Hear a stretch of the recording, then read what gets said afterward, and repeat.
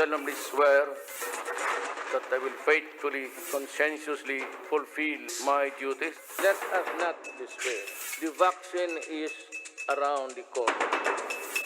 We will not stop until we get things right and better for you.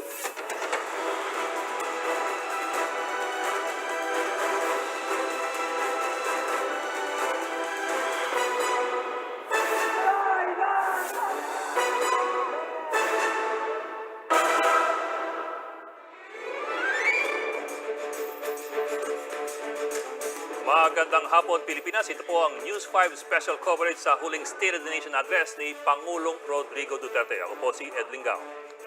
Ako naman po si Mean Los Baños. Live niyo po kaming napapanood sa TV5 at naka-livestream din po kami sa News 5 Facebook page at sa YouTube channel. Sir Ed? Okay. And sabi nga ng konstitusyon, every last Monday ng Hulyo, kailangan mag-report ang Pangulo sa Kongreso at higit sa lahat sa publiko kung ano nangyari sa nakaraang taon at anong susunod. I guess what's different right now, Sir Ed, is that hindi lang last year ni Pangulo yung ire-report niya. Yung buong administrasyon niya na ito. Yeah, ito na to. yeah. Mukhang, so in-expect natin, ay, kung naalala mo, Sir Ed, diba? Yung kay Pinoy noon na huling sona niya, umabot ng higit 2 oras. So expect natin medyo mahaba-haba So may imagine ito. mo dyan na pag-uusapan, well, siyempre pandemic, Yes, pag-usapan dyan, maaaring politika dahil election yun na next year. May mga kinakabahan na baka daw pangalanan ng Pangulo, baka may mawakwak daw ng mga ilang politiko. Kasi nakaraang mga zona, meron siya parating pinapangalanan. Yes. Ewan natin kung this year, ganun din, o baka magbago ng pangalan. Tingnan natin. Of course, and also, yung nakaraang 5 taon, di ba? You're looking at possibly the highlights of the last 5 years. Basically, report niya ng kanyang achievements, Sir Ed, talaga for the past 5 years. And tama ka, Sir Ed, yung roadmap, yun ang hinihintay ng tao dyan. Oo. What's next? Meron ka pa namang 10 buwan. May 10 buwan pa siya. Hindi, iniisip mo kasi 10 buwan na trabaho yan. Hindi naman nakapagtrabaho ang Kongreso ng buo pag-election year. Oo, hanggang October na lang. Ang sabi nga ng iba, 5 buwan na lang siguro, hanggang 7 buwan ng trabaho ng Kongreso because of elections. Sa mga kampanya ng COC mga filing. Okay, yan po, inaabangan na ngayon ng sambayan ng Pilipino ang magiging laman ng huling State of the Nation address ni Pangulong Duterte mamayang hapon. At para po sa update, makibalita tayo live mula sa Malacanang sa Maynila si Maricel Halili. Mase, nakaalis na ba dyan sa palasyo ang ating Pangulo? Inaantabayanan pa natin kung nakaalis na nga ang Pangulong Duterte mula dito sa Malacanang. Kanina, sinabi ng kanyang long-time aide at ngayon senador na si Bongo na manggagaling nga sa bahay pagbabago ang Pangulong Duterte. At mula doon ay didiretso siya sa Batasang Pambansa sakay ng helicopter. Pero syempre, nakadepende yan sa lagay ng panahon. Dito sa Malacanang, medyo malakas ang hangin Pero ang initial plan nila, via helicopter ang sasakyan ng Pangulong Duterte. Bibigyan ko lamang kayo ng aasahan nating senaryo mamaya sa Batasang Pambansa base dun sa programa na ibinigay sa atin ng Malacanang.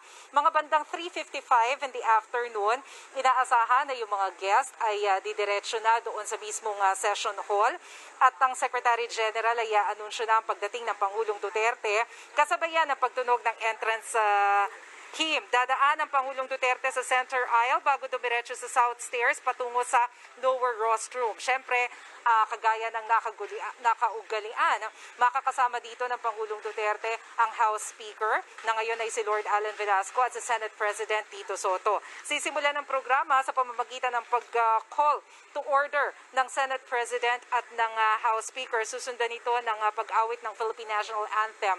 Gaya nga ng nasabi ng PCOO, ang kakanta ng National Anthem natin ngayon sa SONA ay si Morissette Amon, accompanied by Philharmonic Orchestra. Susundan ito ng Nation's Prayer bago ipapakilala ni Speaker Velasco ang Pangulong Duterte para sa kanyang kahuli-hulihang State of the Nation address. Sabi kanina ni PCOO Secretary Martin Andanar, dun sa pinakahuling rehearsal ng Pangulong Duterte, inabot ng mga more or less 1 hour yung talumpati ng Pangulong Duterte. Yan ay kung magiging faithful si President Duterte dito sa kanyang script, sa kanyang last SONA. Because as we all know, medyo mahilig ang Pangulong Duterte na mag-adlib. Kung nung nakaraang taon, inabot ng more or less 2 hours yung kanyang SONA.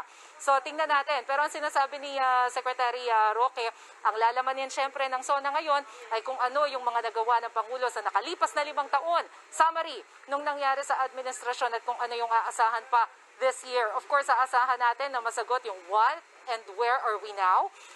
Tinanong kung magbabanggit ba ng Pangulo yung tungkol sa kanyang political plan. Sabi ni Secretary Roque, mukhang hindi. Pero di natin alam kasi pwede pa rin talagang mag-adlib ang Pangulo. Ang initial daw na haba ng SONA ni Presidente, nasa 1 hour and 20 minutes Pero mukhang naka-4 na revisions, nasa 1 hour na ngayon kung magiging faithful siya sa script. Bok? Si Mean ito, ako dun lang ako sa higpitan ng guests pagdating sa batasang pambansa bilang 350 lang yung pinapayagan dyan. Nakuha ko tong information na to kay Senator Bongo. Tama pa rin ba to hanggang ngayon?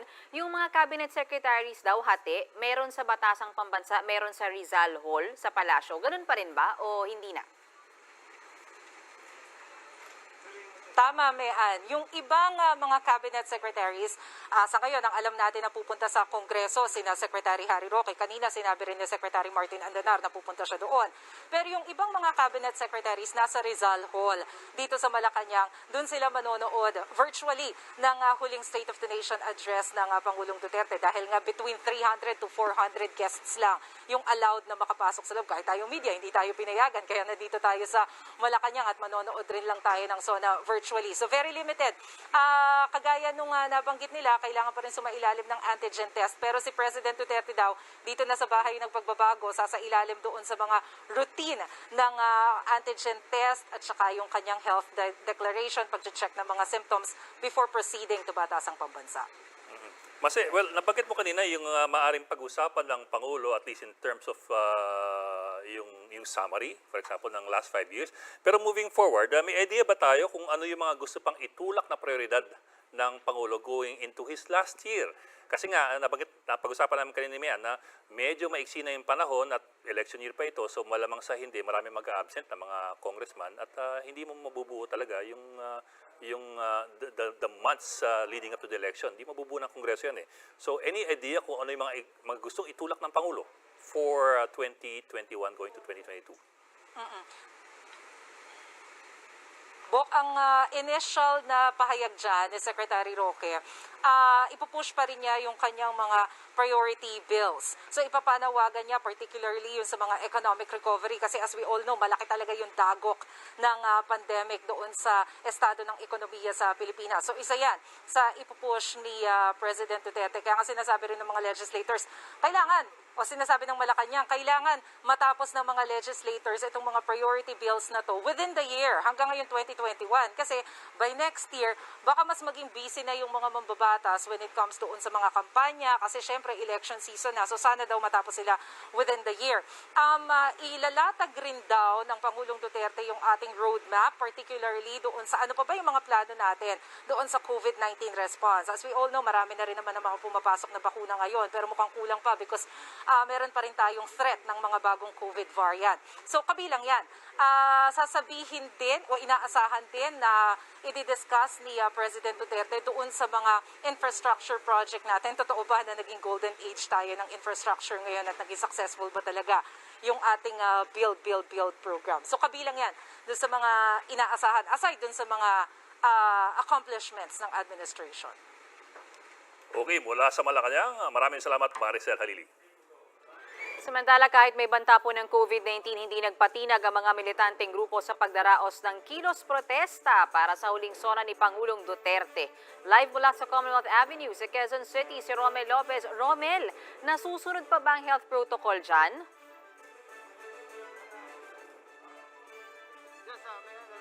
Update nga lang sa'yo. Kita mo, maayos na dito sa aking likuran. Pagkat after lunch, mga past 1 in the afternoon, ay kusa nang nag-disperse yung nasa 2,000 militante na pumunta dito sa area kanina.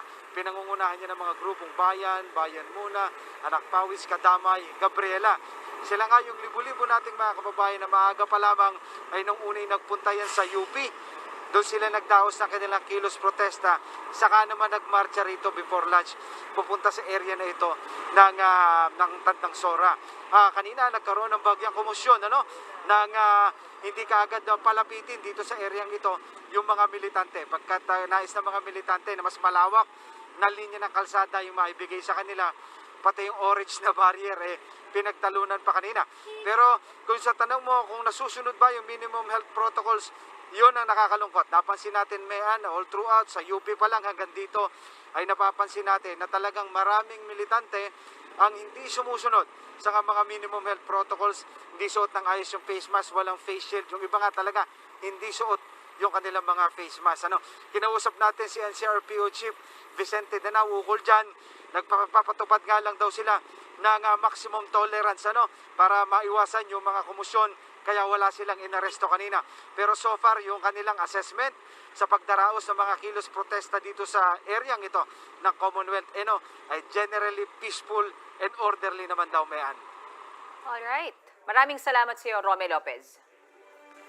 Magbabalik po ang special coverage ng News 5 sa State of the Nation Address ni Pangulong Duterte.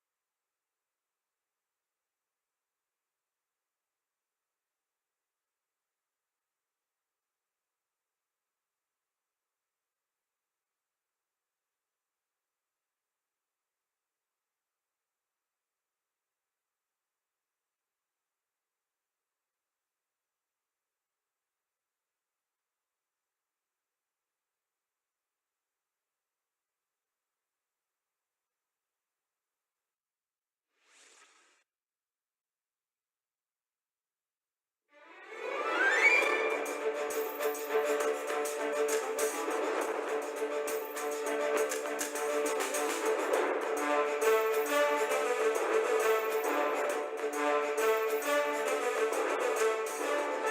ang resulta ng mga survey ang pagbabasehan, si Pangulong Duterte na raw ang pinakapopular na naging presidente ng Pilipinas pagkatapos ng Reming Marcos at ng martial law. Sa kabila ng ingay at mga issue, paano nga ba napanatili ni Pangulong Duterte ang popularidad niya kahit malapit nang matapos ang kanyang termino? Yan ang pag-uusapan natin kasama ang ating panel ngayong hapon. Boka, unay ang CEO and founder ng Publicis Asia at political strategist na si Ms. Malu Tikia. Makikihimay din sa mga issue ang law professor ng University of the Philippines at political analyst na si Attorney Tony Lavinia. At kasama rin natin ngayon ang founder at managing director ng Stratbase Group na si Professor Dindo Manhit at ang political commentator na si Attorney Trixie Angeles. Magandang hapon sa inyong apat at maraming salamat sa inyong pagdalo. Good afternoon po. Magandang hapon. Yes. Good afternoon. Good afternoon. Dindo and Malu, thank you for joining us. Tayo ulit. Well, we'd like to begin. I'd like to begin with this. Of course, we are ending. We are going to the last year ng Pangulong Duterte with very high, remarkably high ratings and numbers that we have never seen before. What accounts po for this? I know you've answered this in other programs, but specifically for our viewers in TV5, ano po ang dahilan sa matataas sa mga numero ng Pangulo? Ito po ba is it a communication issue? Is it an issue of deliverables and so on down the line? Ano po?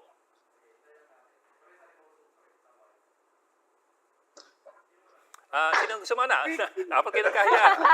Let's begin. Ladies first. Let's begin with either Malu or Trixie. Trixie. Yeah. Ay, si Miss Malu muna. Okay. Sa akin, the high approval and high trust is a reflection of his, since day one, always in campaign mode. There is such a thing as presidential speech, and there's such a thing as campaigning almost every day.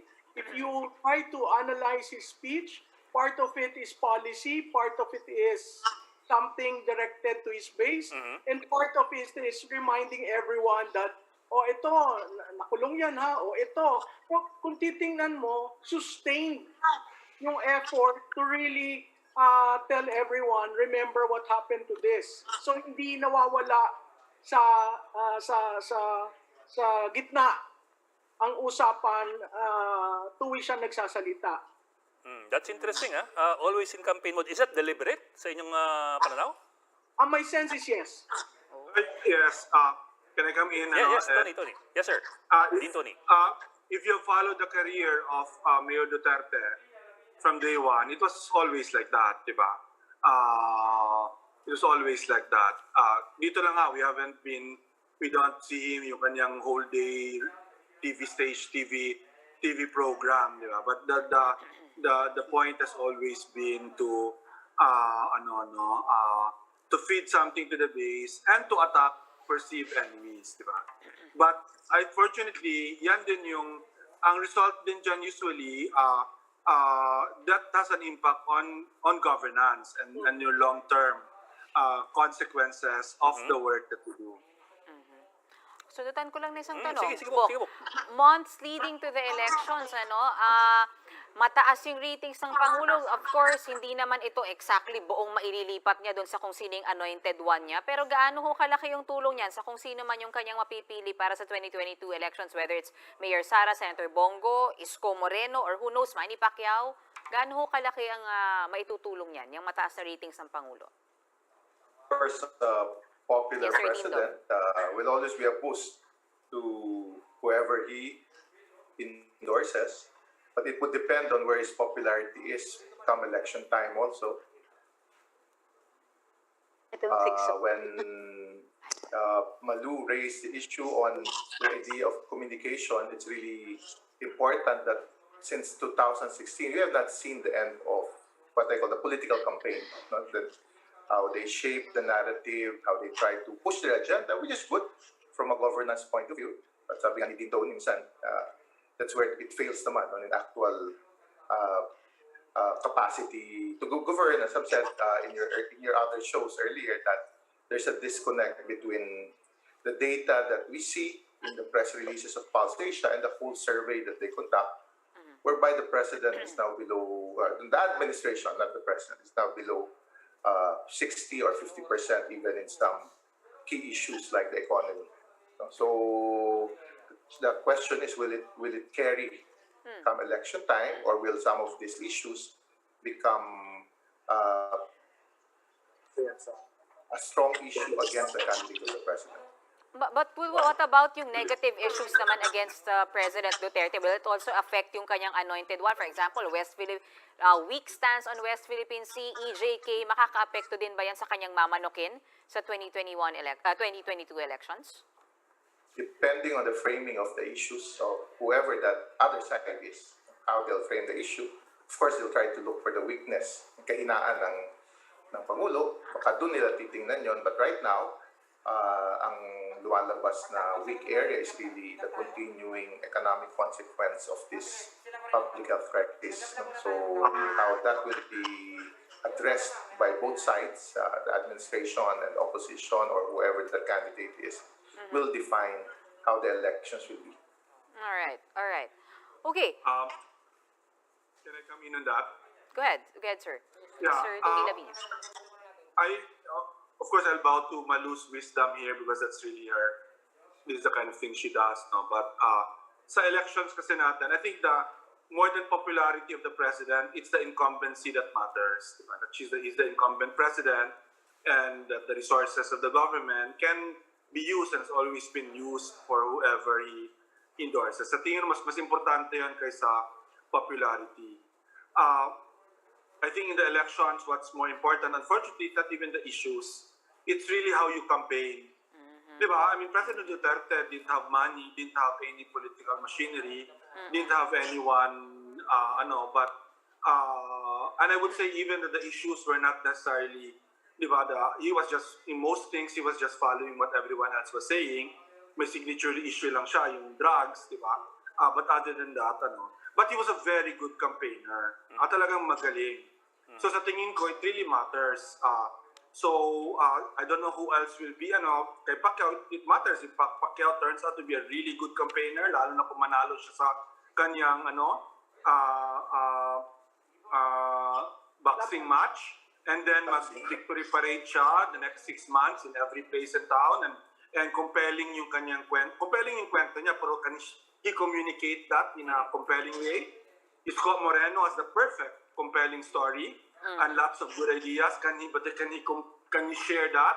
Diba, the way na si President Duterte shared that matters in my view. It doesn't matter how many politicians you have on your side. Doesn't matter, diba, in the end. Na kung walang ganon, di patas na. Di mas maganda yung incumbent, mas maganda yung popular, mas maganda yung endorsement kanya. Pero kung may kandidato ka that captures the imagination of the people, goodbye na yung lahat ng mga yun kasi immaterial yun, in my view. Yeah. Okay. I'd like to bring in Attorney Trixie, pero Attorney Trixie, before I bring you in, sundot ko lang sabi ni Dean Tony. Yes po, di ba, incumbency really does matter, pero also curiously, when you look at the post-EDSA administrations, if I remember right, isa lang yung nanalo na sinuportahan ng nakarang administrasyon. That was Cory going to Ramos. The other administrations, puro parati opposition yung nanalo po. I don't know lang how that factors into everything eh. So how significant po would the incumbency be in the post-EDSA elections? Sige, So, Attorney wait. Trixie na. Sige. Go Ay, ahead. sa akin yan. Go ahead. Wala. Whoever. but Sige, we're Trixie. talking about endorsement power and plus incumbency, no? Without going into presidential candidates, looking at the senatorials, for example, I agree with Dean Tony that the candidate really matters. For example, Sec. Art Tugade, Sec. Mark Villar, people who are in the cabinet. It seems that the supporters of the president appear to support them also. But not all the candidates who seem to be coming out to be in the president's slate, they don't appear to be doing well. polling wise, di ba? So the candidate really and truly matters. So what if you're looking at the sitting cabinet members, of course, Sec Art and Sec Villar, they matter, but they matter because they seem to have appeared to, well, not just capture the imagination, but people honestly believe that they have done something quite tangible. And in this resonates more, probably more even than the president's endorsement. I think the president's endorsement might matter with the presidential candidates, but with the senatorials, it seems to me that the people have made up their minds or are already making up their minds regardless of the president's endorsement. Alright. Nakakabitin. Pero pansamantala po nating puputulin ang talakayan. Tuloy-tuloy pa rin ang News 5 special coverage sa ika-6 na State of the Nation address ni Pangulong Duterte. Diyan lamang po kayo.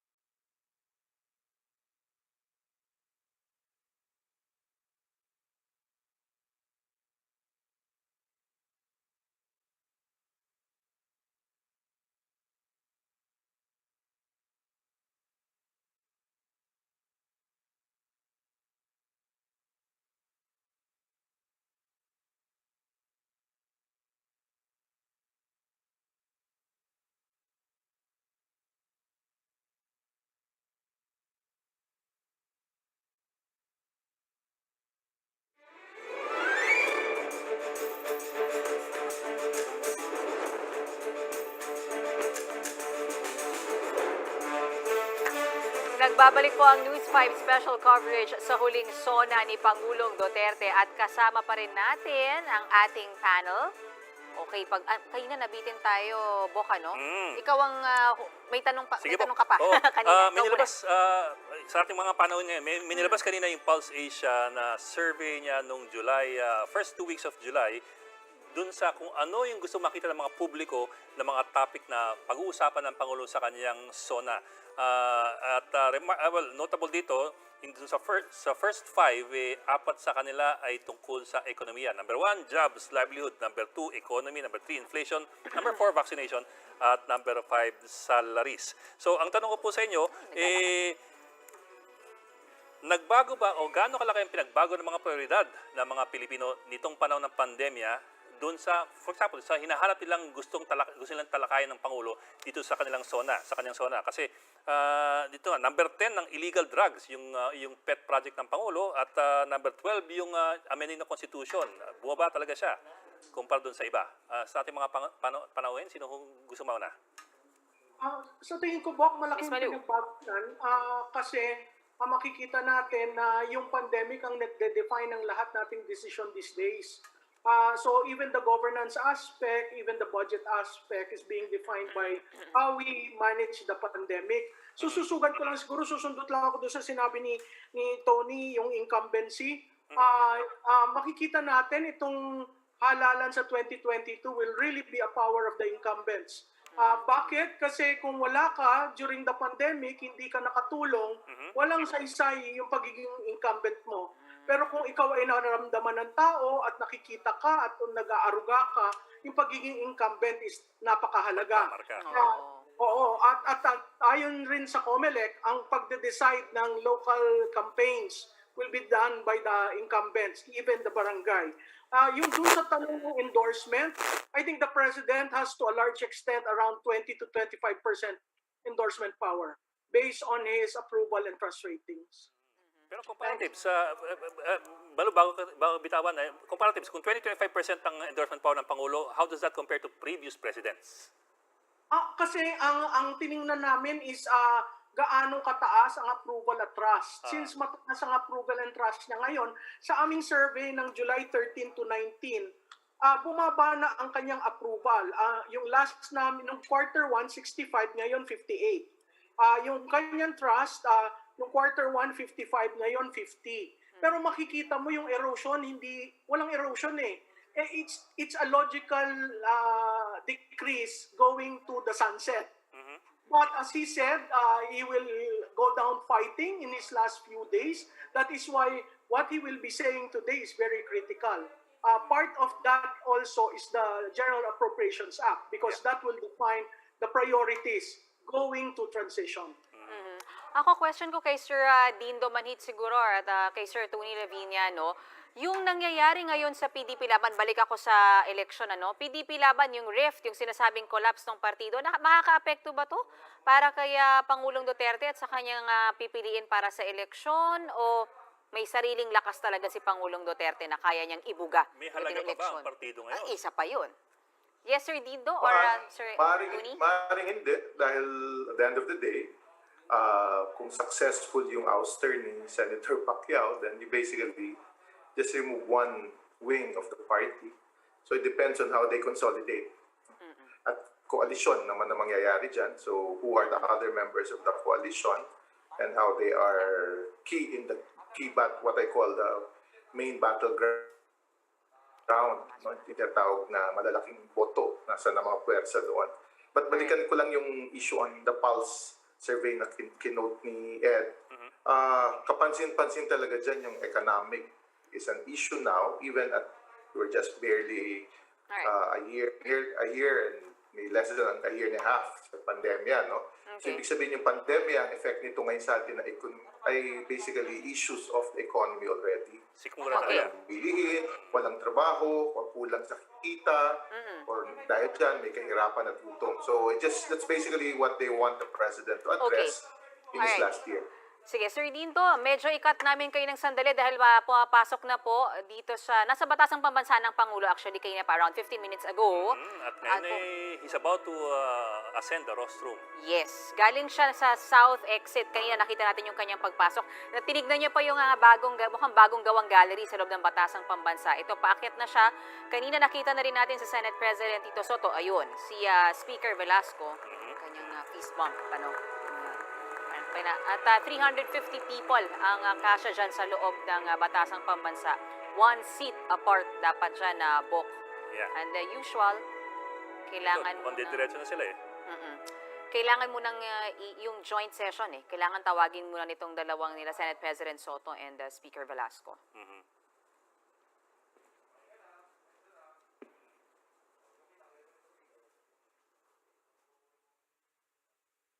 On the part of the Senate, the joint session is called to order.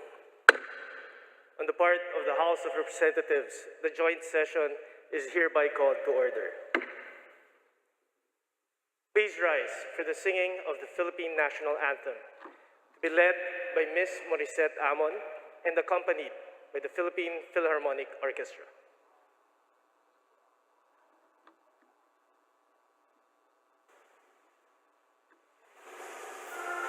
Magiliw, belas ng silanganan, alap ng puso, sa dibdib mo'y buhay.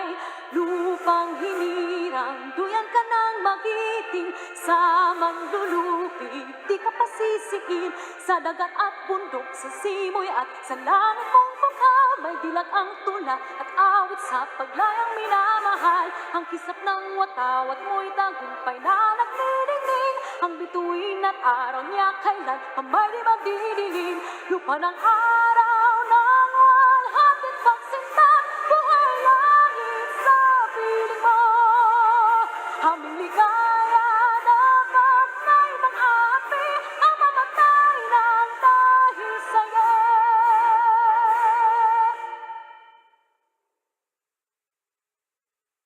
Please remain standing for the nation's prayer.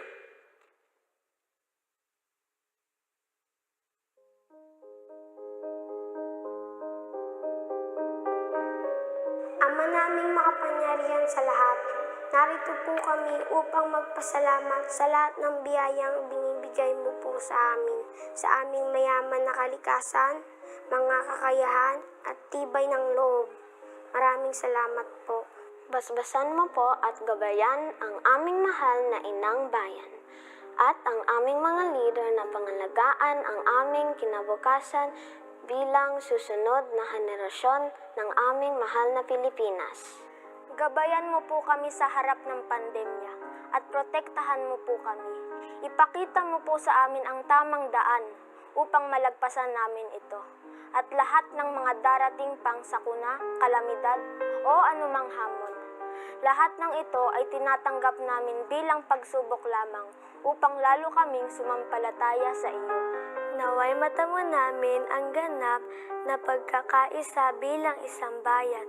Turuan mo po kaming maging mapagkumbaba at laging unahin ang aming kapwa bago ang aming mga sarili, lalo na ang mga kapuspalad, mga dumaraing at ang mga nais na marinig, pati na rin ang mga kababayan naming naghahatid ng mahalagang serbisyo sa kapwa, maging dito sa Pilipinas o sa ibang bansa. Patatagin mo po sana kami bilang tao at bilang isang bayan na laging nananalig at naniniwalang hindi mo po kami pababayaan kailanman.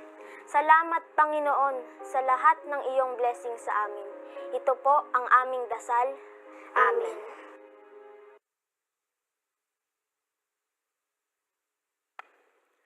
Ladies and gentlemen, honorable members of Congress, the President of the Republic of the Philippines, President Rodrigo Roa Duterte.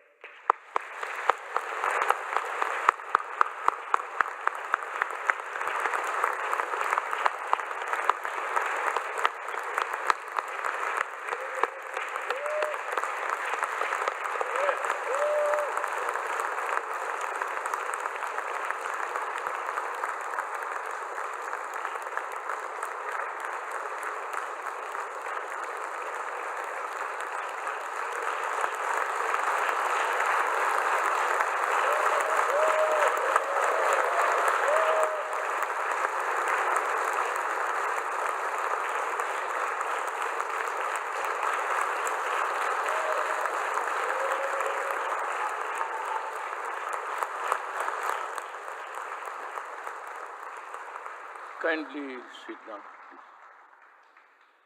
By far, this is the most beautiful sauna crowd that ever happened here. So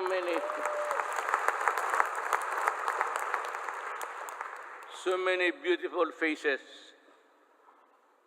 and you only have to guess when you see the full face of the person. Senate President Vicente Soto III and the honorable members of the Senate, House Speaker Lord Alan J. Velasco, and the honorable members of the House of Representatives, Vice President Maria Leonor Robredo, former Presidents Fidel V. Ramos, Gloria Macapagal Arroyo, Joseph Ejercito Estrada, the Chief Justice Alexander Gismondo, and the Justices of the Supreme Court, Executive Secretary Salvador Medialdia, and the members of the Cabinet, Dean of the Diplomatic Corps, His Excellency Archbishop Charles John Brown, and the distinguished members of the Diplomatic Corps. My fellow government workers, and of course, to my lovely wife, Hanilet, mga mahal kong kababayan,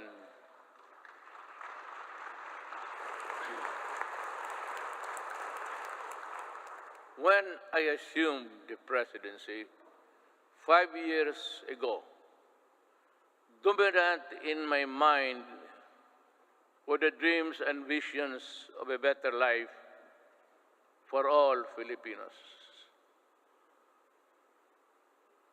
I saw them as reachable through the institution of reforms and radical changes in both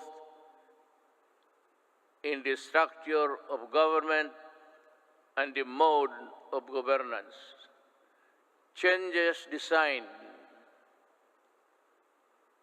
responsibility, accountability, and all in consonance with the truth that the public office is a public trust.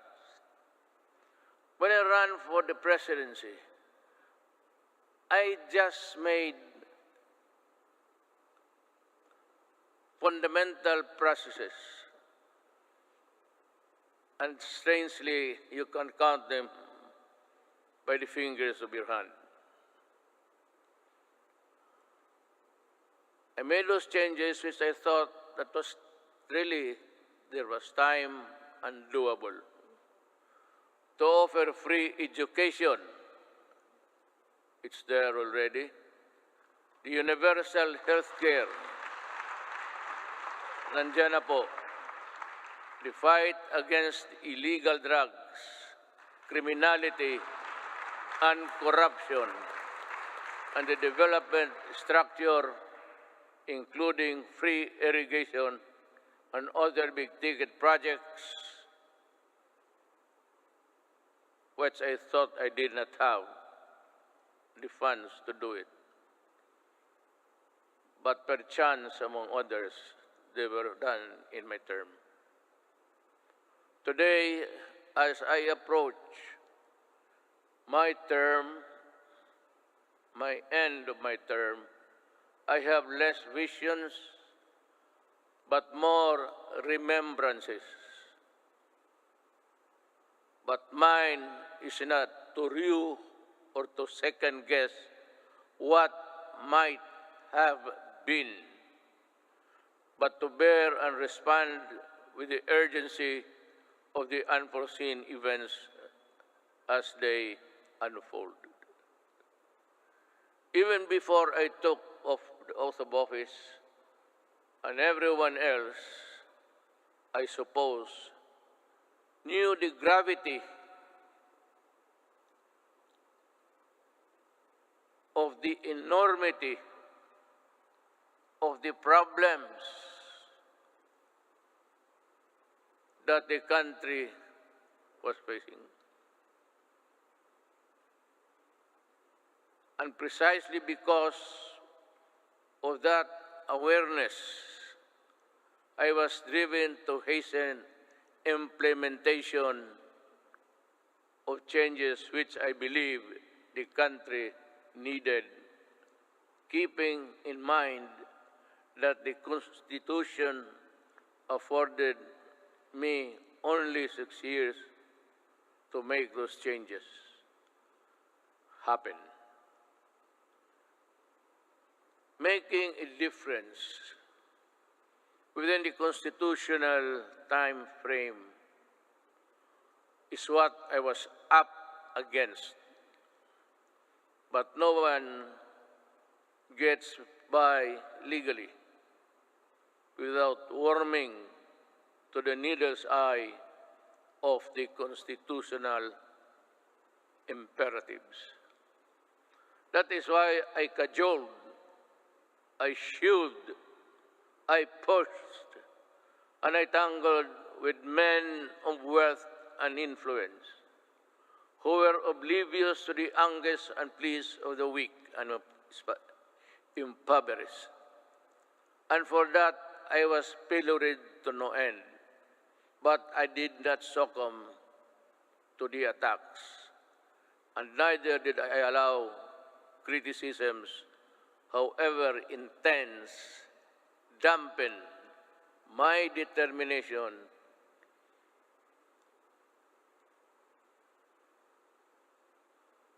and initiatives, because my purpose was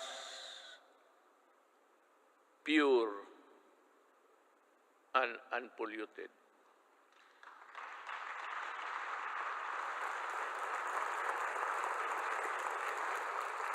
While we were busy instituting reforms, the twin augurs of illegal drugs and corruption laid low for a while, only to resurface as still with us.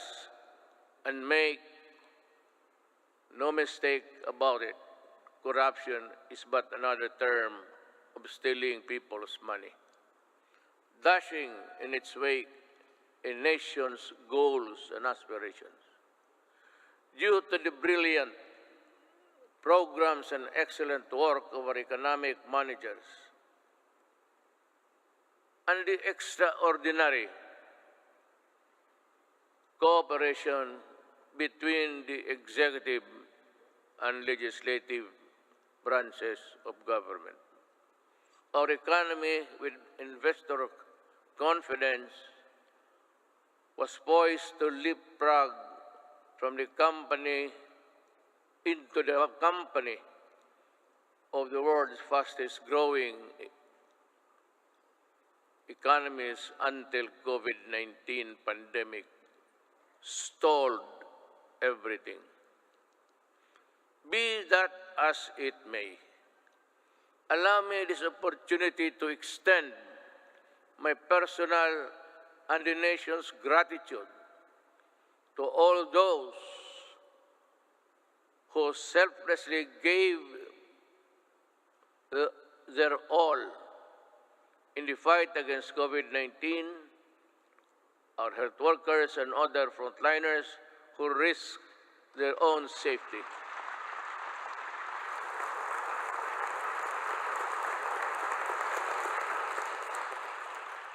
To keep our essential health services and our food supply chain running, boosting the economy activity and ensure peace and order in our communities. I would like also to extend my deepest appreciation for the generosity of the private sector who came to the government's aid in fighting COVID-19.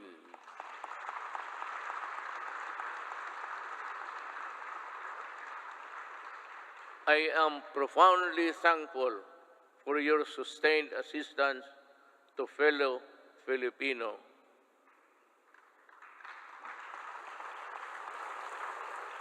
And amidst the same deleterious effect of the pandemic to our respective industries, let me assure you that the government is committed to assess the private sector to regain the commercial vibrance of the country prior to the pandemic.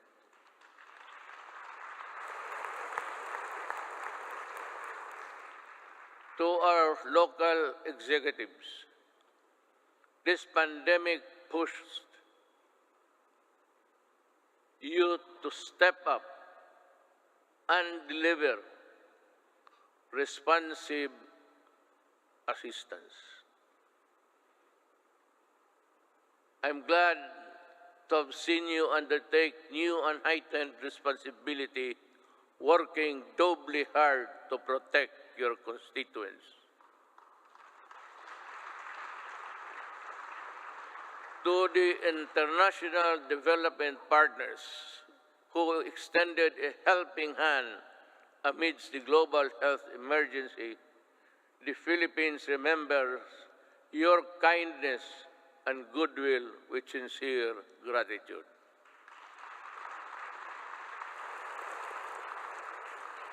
And to all of you who answered the call to protect one another by adhering to our nation's protocols, daghang salamat.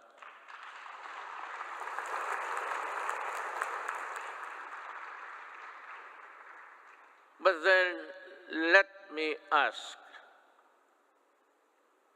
perhaps you and to myself, what exactly is the state of the nation today? In the light of the pandemic which has paralyzed business activities and crippled even the strongest world's economies. So, where do we go from here? Looking back to our accomplishments. In my first SONA, I laid down with utmost commitment and resolve the overall direction of my presidency. A comfortable life for all Filipinos anchored on a people-centered approach to development and governance. If I remember correctly,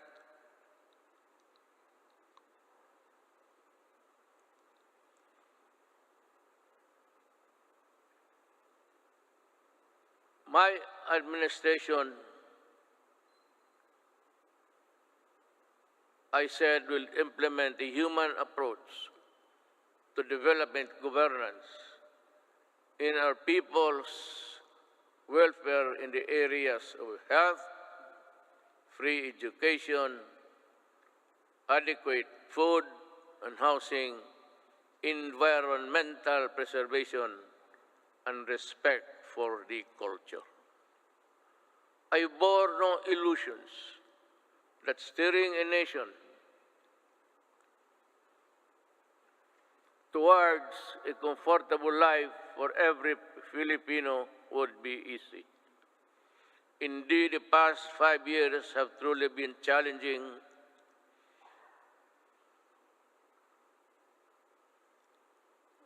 and humbling. I stand here before you today bearing no conceit, but if there is one thing that I could be proud of, is that not once did I waver in doing the unpopular, even if it meant upholding the greatest good for the greatest number.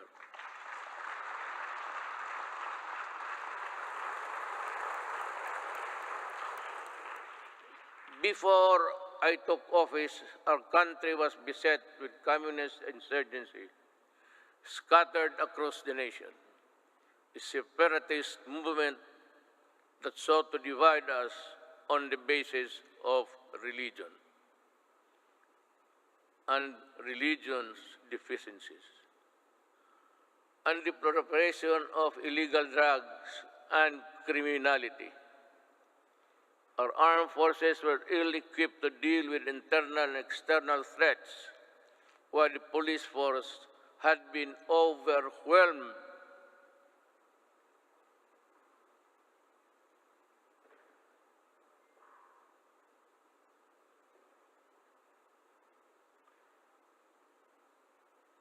By criminality and the drug trade problem.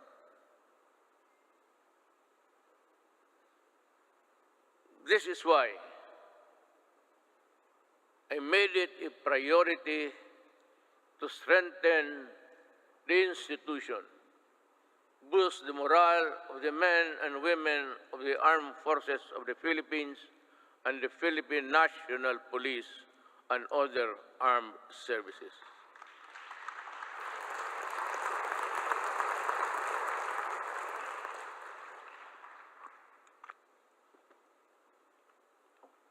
Again,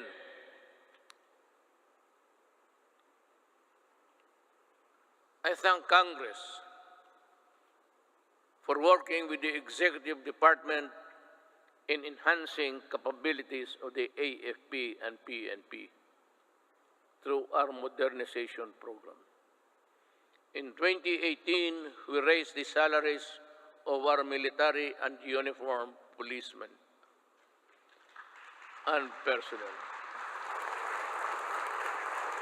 to a level commensurate to the critical role they play in upholding national security and maintaining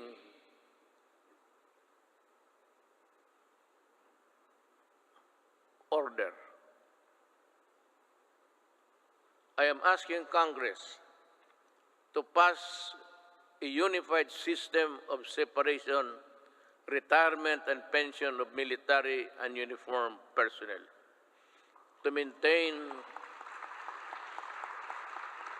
government fiscal flexibility and provide adequate benefits and remuneration to our men and women in uniform. This shall apply only to the new entrants of the military and civil. Hindi ho lahat. It cannot be that we have to pay so many, even the salaries of the retired. They get a chunk of the big budget. And if we include the new entrants, the funds available for them would not be enough. It is also high time for us to pass a law providing free legal assistance to AFP and PNP officers, enlisted personnel.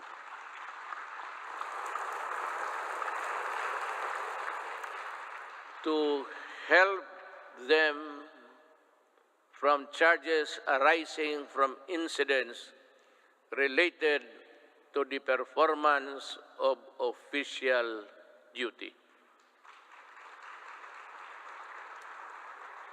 The continuous upgrading of our defense capability shall ensure that we shall uphold our territorial integrity and sovereignty from external and security threats among the new additions.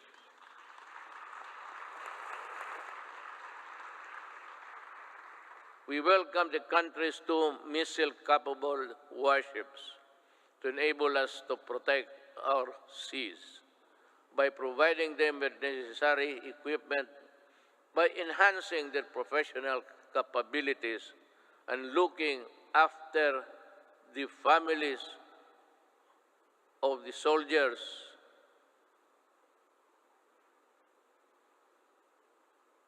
who would not be longer be in their company. We do not only strengthen our military and police institutions, we also inspire them to serve this nation with the highest degree of loyalty and patriotism.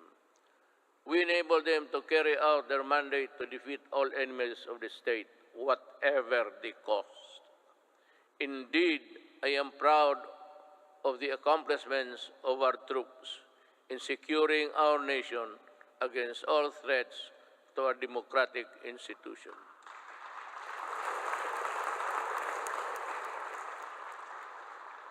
But peace must be realized.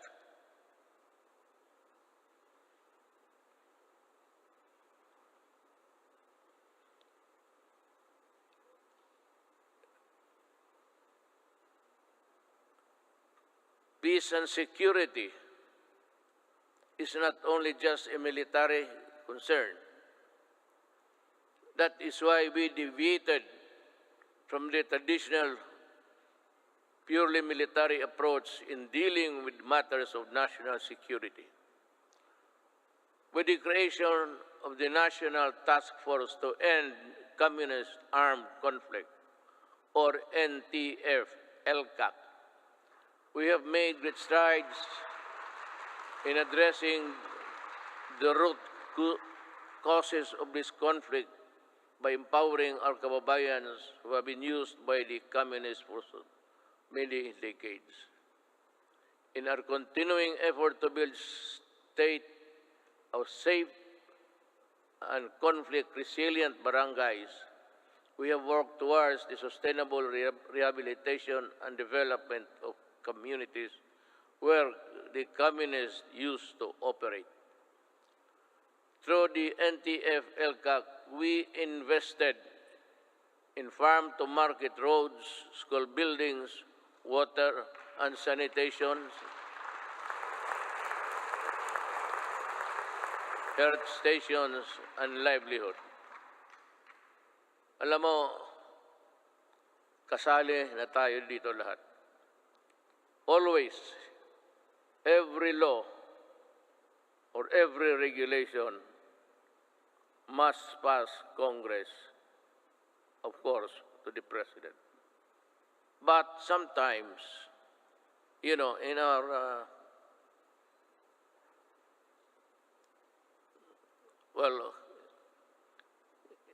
in the performance of our duties, we encounter the not so nice of confronting each other. But because of these interventions, more than 17 former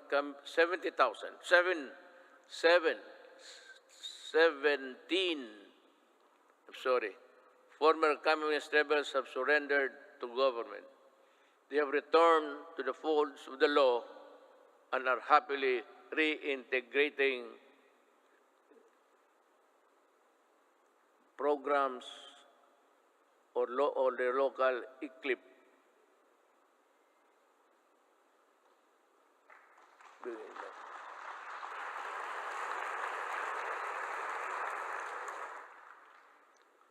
It's either I am talking too fast or too slow, or the operator of this thing here is drowsy.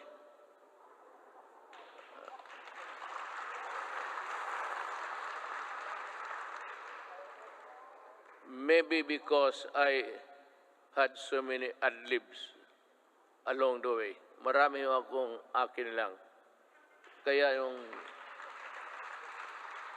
nahinto ako when I stop and I'm process something in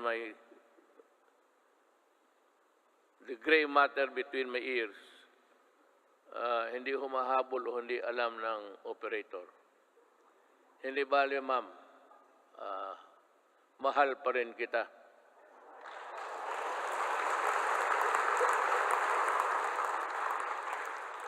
Lalaki ba ito o yung mga babae? Kagabi yung mga babae, sila? Sabihin mo sa kanila, magipagkita ako maya. I will embrace them for their punctuality in operating this, this strange machine that gives you the speech. With the support of our local government units, I am confident that support for the communist movement will continue to erode in the next few months. Unlike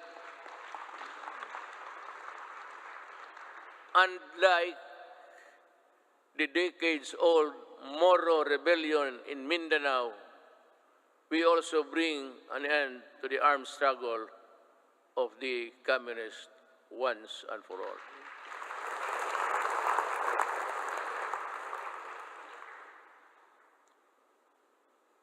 Sa totoo lang, itong komunista, college pa ako. Hanggang ngayon, ang mga sige pa rin. So, speech mo lang ito, kunwari lang, pero ang totoo, there's a lot of fighting going on in the countryside. But I'd like to credit the police and the military for destroying so many communist fronts. I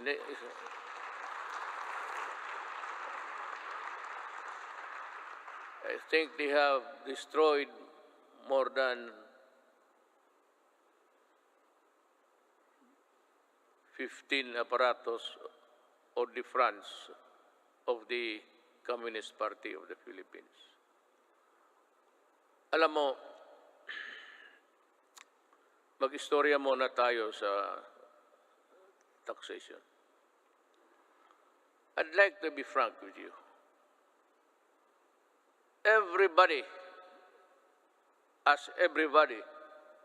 in this country are paying taxes to the communists. The Communist Party earns billions, but pass on a little to their fighting men who die for an ideology that is so rotten and corrupt. They themselves are pocketing the money, and their children are studying in Europe and in other places, which I think none of you here can finance such journey. Yan ang masakit dito. They collect taxes, support season in Netherlands, and they do nothing but bad-mouth government and mouth war dogmas and everything. Hindi na sila nagpagod. It's about 53 years in the making. And until today, the poor people are dying. The cadres, and most of them belonging to the indigenous tribes of our country, are fighting a losing battle between communists and the government. They waste lives, they enlist children, and they are proud of it, but they deny it. But when you go to the mountains, such as I and Senator go many times, even during the elections, they were there with so many arms that I think somebody, an idiot here in the Philippines, supplied the firearms. I'd like to ask Congress, especially Senator Bato, kindly dig on, because we have identified the person who imported the AK-47 into this country on the pretext of using it in the security, providing security and guards in business establishments and for those who can afford their home. This policeman, I think, is still there. He was a colonel, and she is still, walang nangyari. At maraming sundalong namatay dahil sa mga armas na pinasok nila dito sa Pilipinas. So that my orders to you, if you see them walking around, kindly shoot them dead. I would be happy. Anyway, you're already charged in the ICC together with me. So what is the problem of adding another one? Another idiot Filipino who has caused great damage to our country. Yan ho ang totoo dyan. At itong mga pulis, but let me go back in time. When I first said I will fight drugs in 6 months, I thought it was like in Davao. You can either coerce, intimidate, or bribe them, or give them money. I said, lumabas kayo ng Davao, doon kayo magkalat sa Luzon at sa ibang lugar. Huwag dito sa Davao. Naniniwala naman ang mga ulol at we were able to attain a sense of normalcy in the city.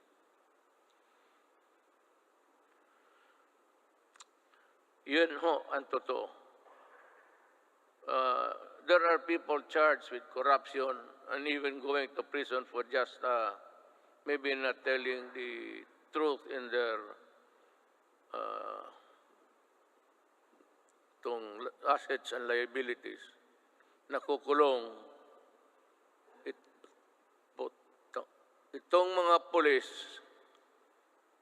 were doing their thing, their drugs. They were the manufacturers and they were the distributor of drugs. When I became president, I asked De La Rosa. He was the chief of police of my city. I promoted him direct to being PNP chief. 4-star na kaagad, automatic. But I told him and the others, look for the enemies. Look for where they are. And if you find them, destroy the apparatus. Destroy all, from the manufacturers to the peddlers, because we are fighting a drug war that was being participated in the business by 9 generals of the PNP. Kaya ang sakit sa loob ko. I did not know that I was fighting my own government. Customs and everyone else were facilitating the importation of drugs. And one importation, as you can see it every night on TV, the police now sees about almost $1 billion worth of drugs every day. And if you look at the 888, there are about 1,000 Filipinos arrested every day by the police in connection with drug trafficking. And that is why I go crazy looking at the situation. They are still around. We do not have the laboratories now because nawala na sila. At itong naiwan ngayon are doing the importation. The citizens of another country cook their shabu in their in their tugboat or something, and they threw out the product contained in the plastic bags and with an GPS attached to the contraband so that the importers here could find them easily. That is how we are fighting, almost losing a battle against drugs. And now, the Sinaloa gangsters of Mexico and the triad of Laos in that area. They are busy cooking, and we have the Filipinos here with nothing in their mind except to destroy a nation, distributes them. That is what I said. I've been asked the question, and several times I gave the answer. I am a Filipino, and I love my country. I do not want my country in disarray because of drugs. I do not want families break up and become dysfunctional. Yun ang masakit sa akin. If you want to destroy a family, look for a way of the member or a resident of that family home. Biglang mo na droga. Pag nandyan na yung droga at they are hooked, and that is the end. Sometimes families are separated because of drugs, becomes dysfunctional, at yung mga masawa magpunta doon sa abroad, ika nga, to look for jobs. And you know, in the Middle East, I am not attributing it to any particular country, but there are tribes in the Middle East who are employing our Filipina citizens, and they are uniform. Everybody who comes here home asks them how many hours of sleep they have. They said it's only 3 to 4 hours. And the food is hogwash. And the sacrifice, because they send money to the families back home, and thinking all the time that the money was spent usefully, only to realize when she comes home that that family has already dispersed to nowhere. Bakit yan? Because itong mga durugista sa baba, itong peddlers, itong basurero, tawag, it's street lingo. They look for families na may mga nanay, tatay nagtrabaho, ang tatay or nanay nagtatrabaho sa abroad. And to think na iniiwan nila ang mga anak nila kung saan-saan na lang, to their neighbors at the tender age of 3 to 4, 5, it breaks your heart. Iiwan lang nila sa kapitbahay kung walang mga relatives. And then, when they come back 4 years after, they now realize that their young sons and daughters have gone into prostitution because of drugs. And their boys or their the male are nowhere to be found and into the drug business also. Yun ang pinakamasakit. Masakit sa akin na ang Pilipina pumunta doon para magtrabaho because sexual abuse in some tribes in the Middle East have this notion that if you are a slave or you are a paid person working for them, sexual abuse becomes part of the territory. Kaya dyan ako pumuputok at nakakita ko yung mga pamilya na sira. And to think that they labored without sleep, eating, I said, garbage, and not being allowed to go to their own church to pray, well, that is prohibited by them. And we have been, just because of their money that they get, we just look the other way around, but still being,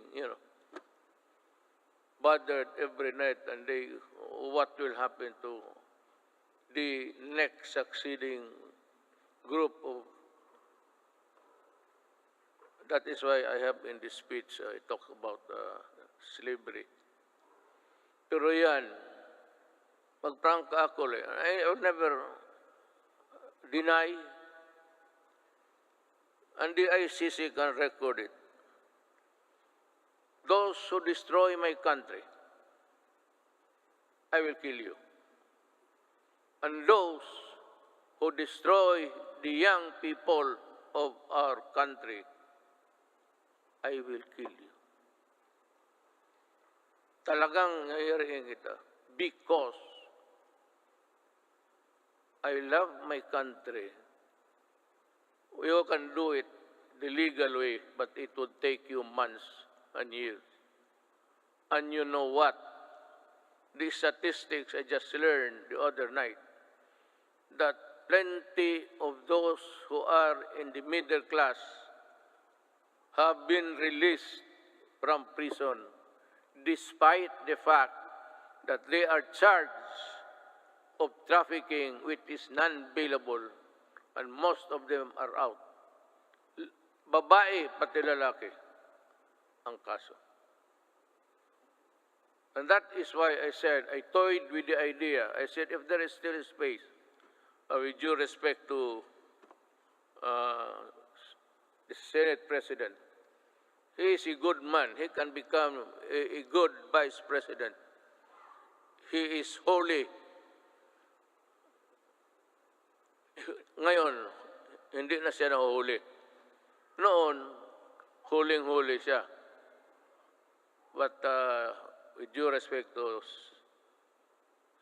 Senator Soto, who's also running for the Vice Presidency, he is a capable man, a good man, and a Filipino.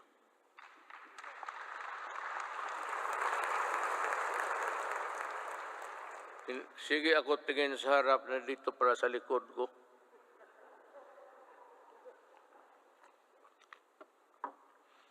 You know, you are old. I've been in politics, mayor for 23 years. 5 years as a congressman dito. I work here. And 4 years working as vice mayor for my daughter, Sarah. And the presidency. I have been in politics almost 23 plus 4 plus 4. Almost 40. Kaya hindi ko na malaman ang seat arrangement dito. Hindi ko alam na noon pa ang mga Senate President pati. Butit na lang hindi ko sinali si Velasco.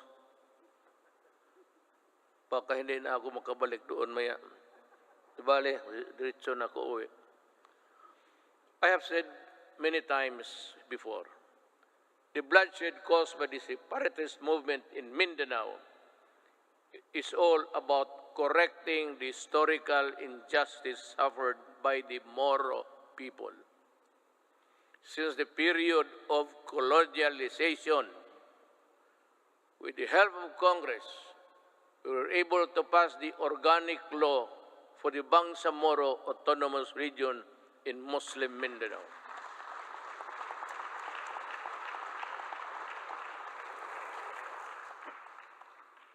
finally fulfilling a promise that was decades in the making.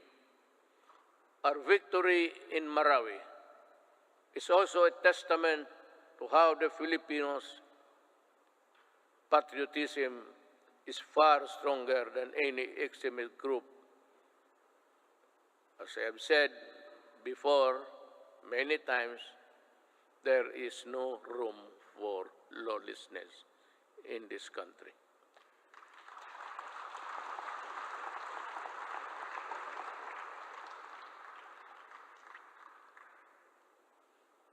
Rebuilding a better Marawi remains today still not completed. To Task Force Bangon Marawi, we need to race against time, and you have to finish the necessary work for to rehabilitate the war-torn city and bring back its families back home. Now, let me talk again about the drugs. I was just ahead because I was talking something else. Nag-segue ako. While we have made great strides in ending rebellion and insurgency in various parts of the country, we still have a long way in our fight against the proliferation of drugs. This problem has hounded our country for several decades, destroying families and degrading the moral fiber of our society. When the assumed office, I committed to end this problem at the soonest possible time. We launched an unprecedented war against illegal drugs and to destroy their apparatus. That permitted every level and sector of society. We waged war on the manufacturers, the financiers, the suppliers, the peddlers, and the entire syndicates, and more importantly, their protectors in government. We have rescued and reformed drug dependence because of their idiotic sense of decency. While interventions and building facilities not only for the rehabilitation, but also to prepare them to reintegrate into society. Our unyielding campaign led to the surrender of millions of drug dependents and neutralization, capture, and prosecution of thousands of drug personalities. The dismantling of illegal drugs and syndicates and the drug laboratories, the extensive drug communities down to the barangay level, and the cutting of narco politics. You know, allow me a little bit of your time. Wala naman siguro kayong lakad ngayon. Unless you want to, unless you have this appointment with, I'm sure hindi babae yan. That would be a sexist statement. Kung nagmamadali talaga, halos tumatakbo, babae yan. Kung naglalakad lang na natural, medyo less important yan. Ganon yan. Pero dito wala. I'm not making any sexist. I'm just saying the truth. What is the truth? It's there for all to see.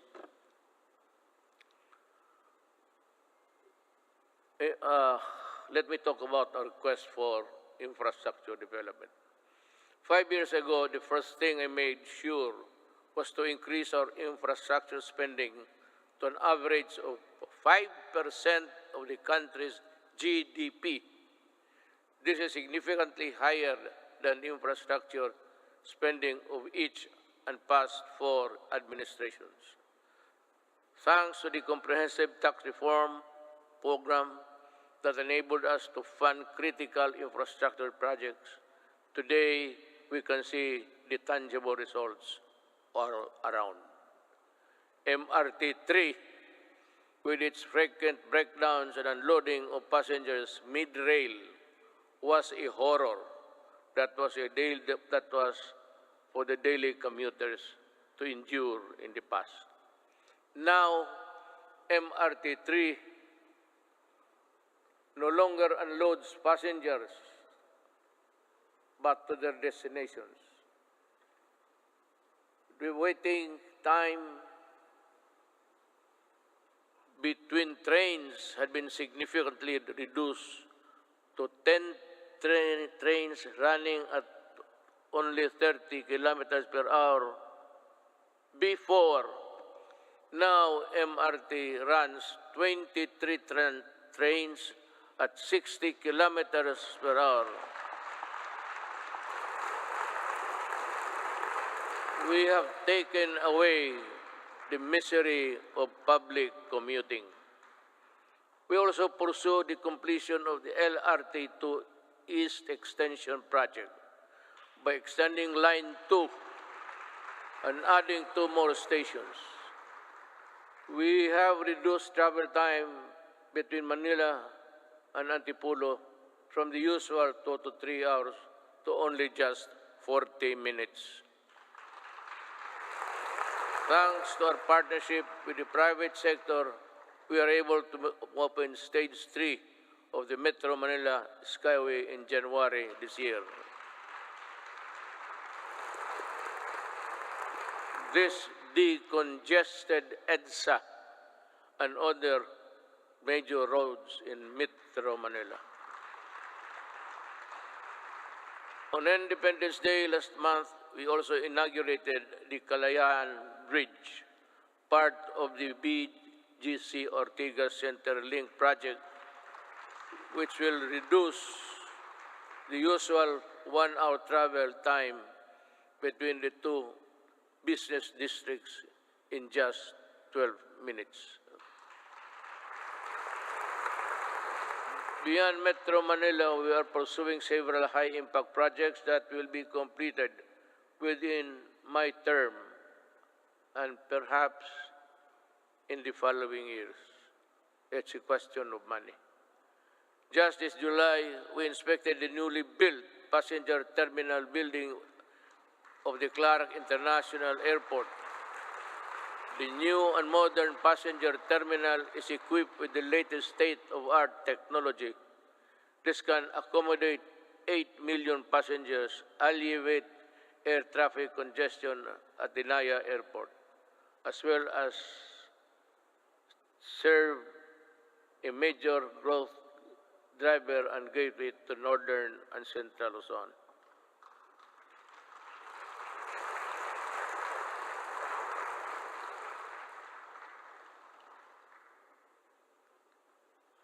Madali man magpakpak, ang basa ang mahirap.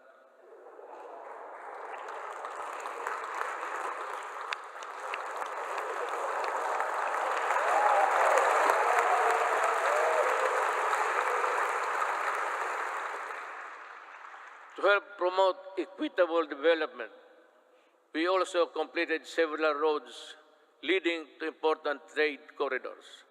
Last year, we completed the construction of the Poro Point Free Port Zone Road in La Union, which improved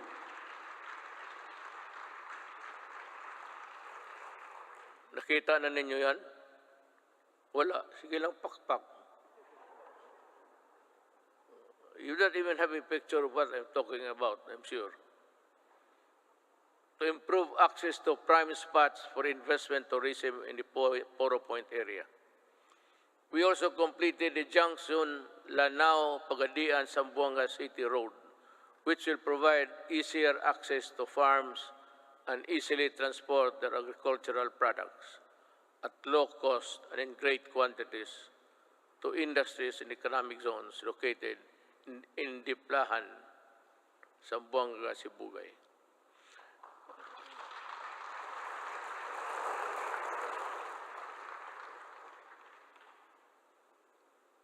The Sorsogon City in Bicol, inuna namin yan kasi Mahal ko ang mga Bicolano.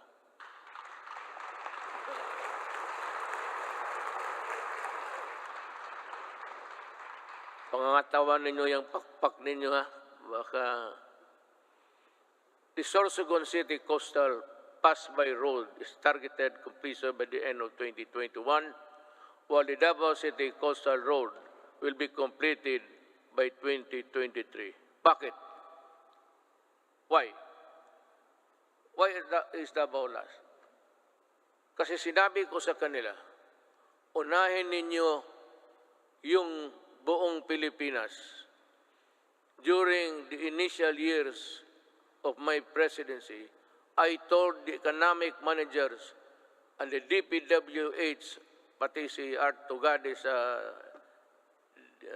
transportation, unahin ninyo ang Luzon at ibang areas sa Mindanao. Do not look into the political entrails of this city and other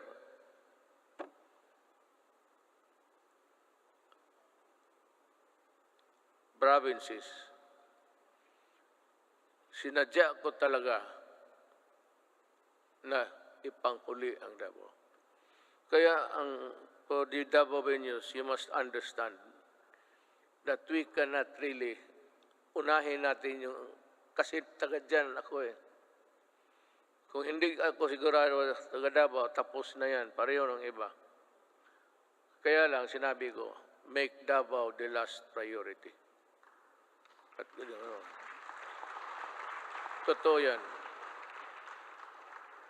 Sorsogon is a little politics, but that's the territory of our Vice President, Lene Robredo. Are you here, ma'am?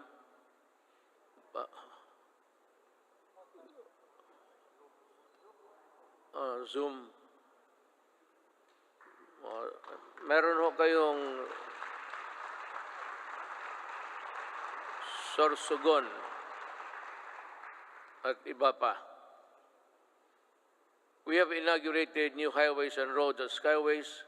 We have bought new trains, and these are a testament that we have greatly eased the grueling experience of traveling and commuting. And to sustain our momentum in infrastructure development, I have directed DPWH, DTR, NEDA, Department of Finance, and DBM to be on full speed to ensure that our flagship project will be completed within my term, especially those that could help disperse economic activity outside of the densely populated Metro Manila. I thus earnestly call upon our LGU and private sector partners to help us speed and go for the earliest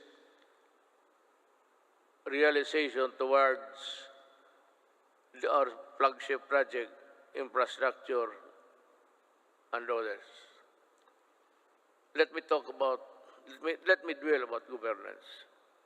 As we improve the connectivity, we work towards greater convenience for our travelers.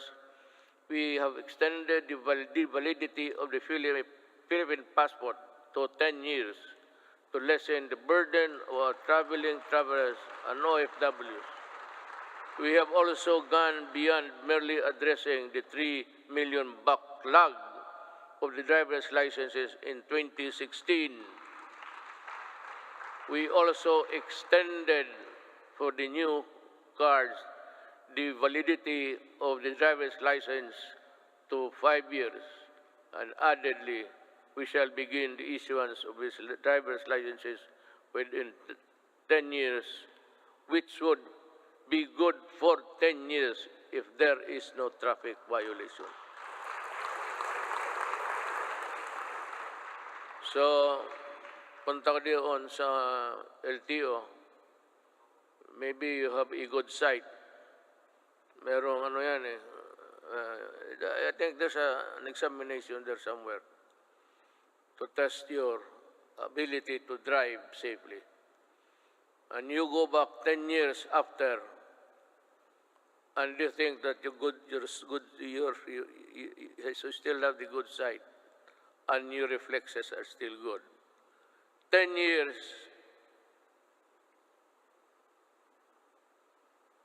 maraming banggaan yan. Sigurado ako. You know, after 10 years, no, after 5, there should be a stricter measure to issue the 10 years validity of a driver's license by imposing stringent requirements to test the essential functions of eyesight, then the hearing. Yung iba, hindi na nakakarinig ng serbato eh. And so, I have to, 10 years is too long. So I like it. It's good. But we should have, as I said, in 5 years, we should go there for a medical makeover. Tingnan lang kung kaya pa.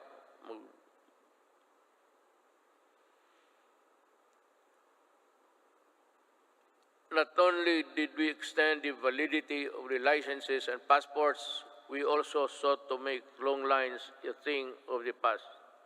By streamlining government processes, these efforts are embodied in the Ease of Doing Business Act, which Congress passed on 2018.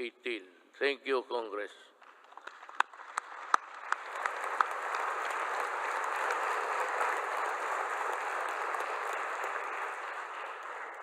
Sa inyo yun. Ako ang nagpirma pala.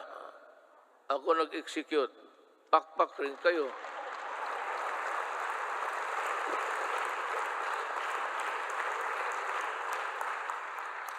Dapat ganun ang SONA. Sabihin mo lahat. At sabihin mo na your, not really your qualms, but your misgivings somewhere there.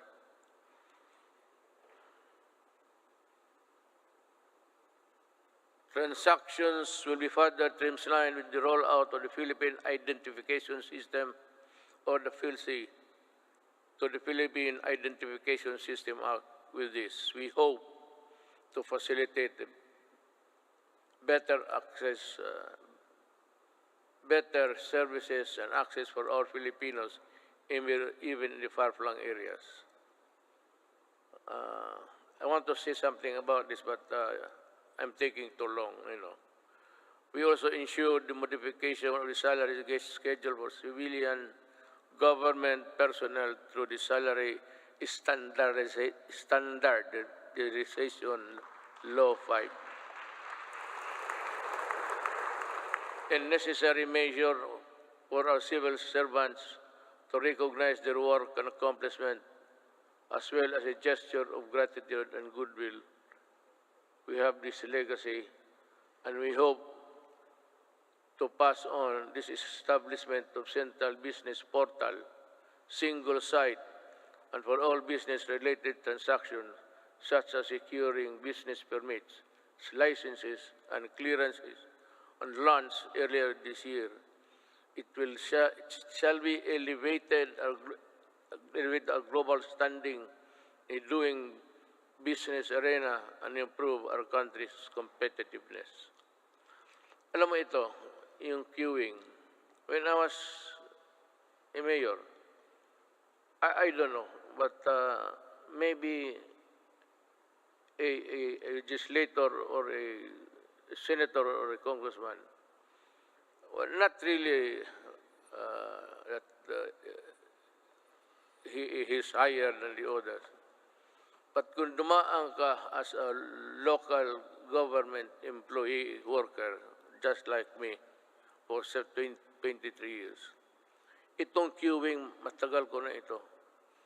In Davao, ang passport issuances na doon sa likod ng SM, isang gabi, nagmotor ako, nakita ko yung mga paa sa simento.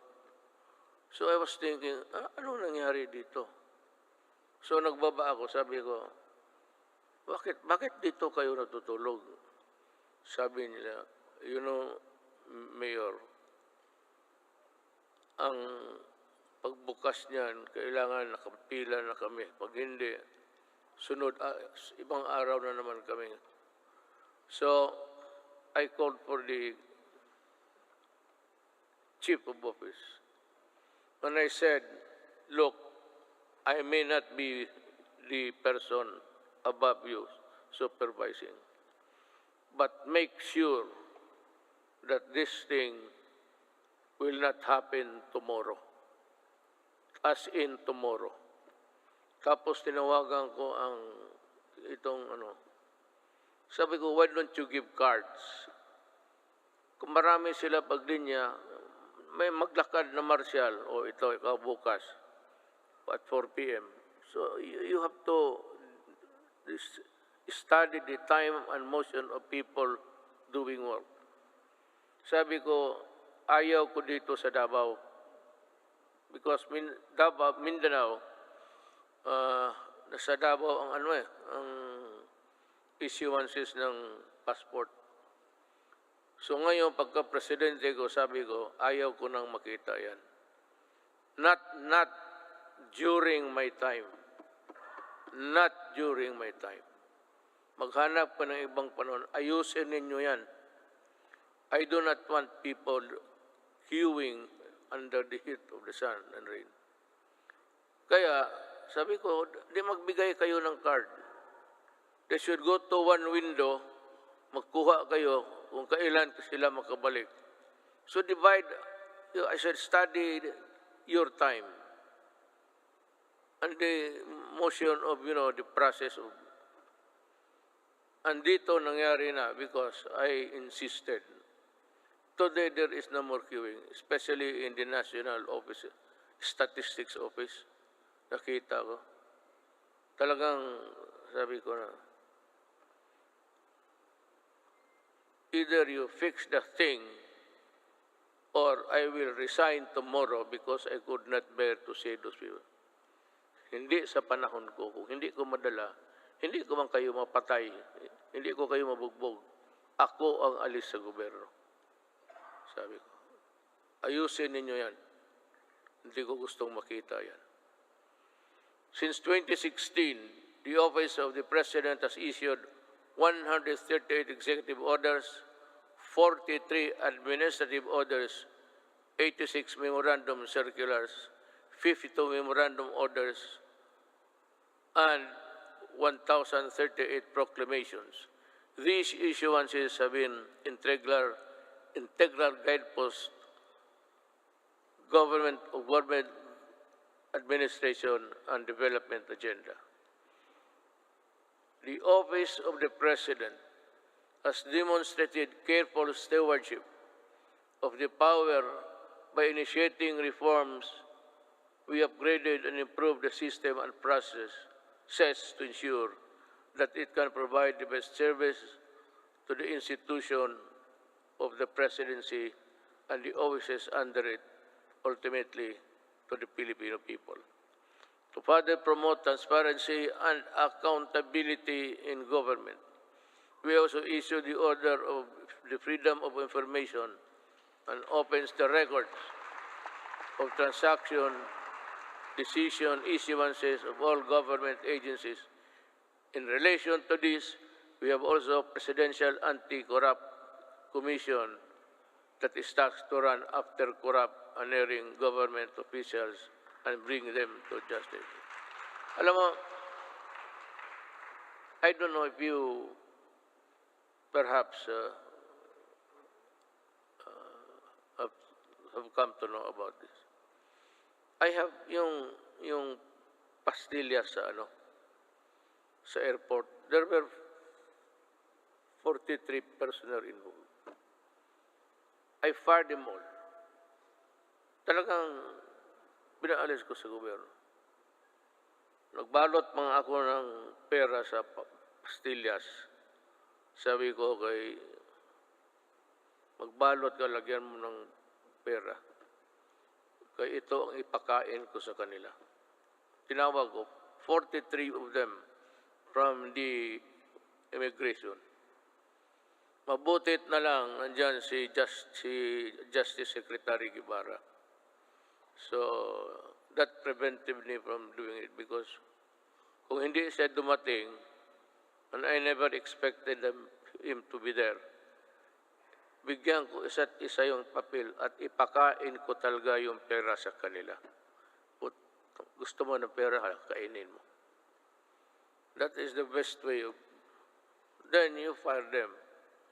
Customs 73 plus 42, and every day you have we have dismissed about 200 government personnel. But some I did not allow the publication because may mga pamilya eh. So of late yung sabi nila na wag na lang kasi nasasaktan yung mga. So ngayon wala na. I have stopped it, but there is no saying that we cannot reimpose it again for all of these idiots. I still have about a year to go. I will reach you somehow. But corruption is endemic in government. You cannot stop corruption. Nobody can stop corruption unless you overturn government completely. If I were the next president, if you think there's really a need for you to change everybody in the system, then you declare martial law and fire everybody and allow the new generation to come in to work for government. Eh, kung hindi mo ganunin, walang mangyari. Nandyan, it's in the system. Kagaya ng drugs. Sino ba naman niwala na 9 generals sa police were into trafficking of drugs? And because they are policemen, the charges simply just, disappeared. Because the prosecution, the investigation, which form part of the vital documents in court, wala, nobody was investigating because they are also policemen.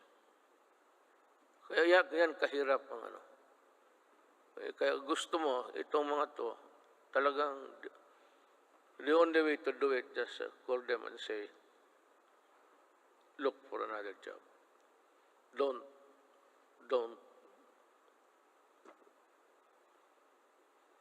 Ganun kahirap. Now, let me pursue my talk with the foreign policy of the country. In the international arena, we have vigorously pursued an independent foreign policy centered on the promotion and protection of our core national interests. Yet,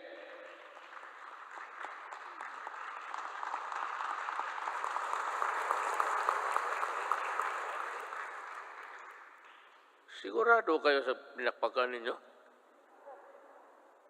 I was just laying the predicate of what I'm going to say. Yet, we continue. I will just give the cue, then you clap your hands.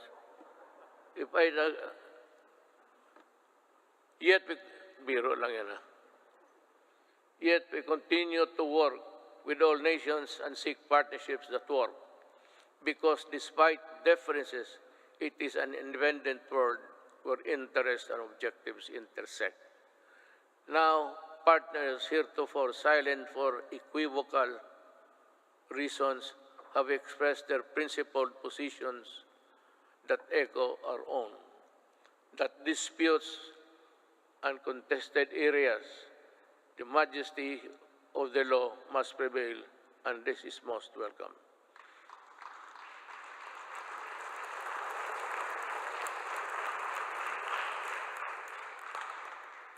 To our friends in ASEAN and around the world, thank you for supporting my government, my country and people, where it truly matters.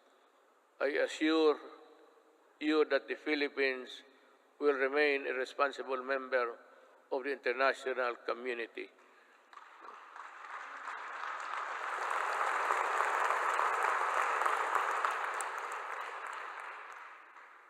and we will work with you to achieve our shared objectives.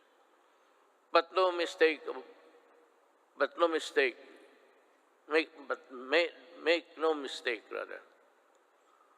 Gone are the days when the Philippines decides and acts in the shadows of the great powers. We will assert what is rightfully ours and fight for what is rightfully due to the Filipino people.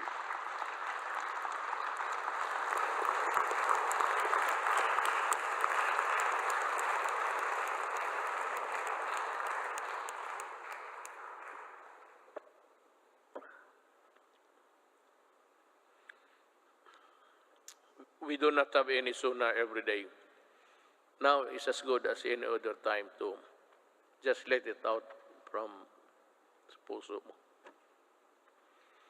This is why we send back container vans of garbage, because our country is not a dump site.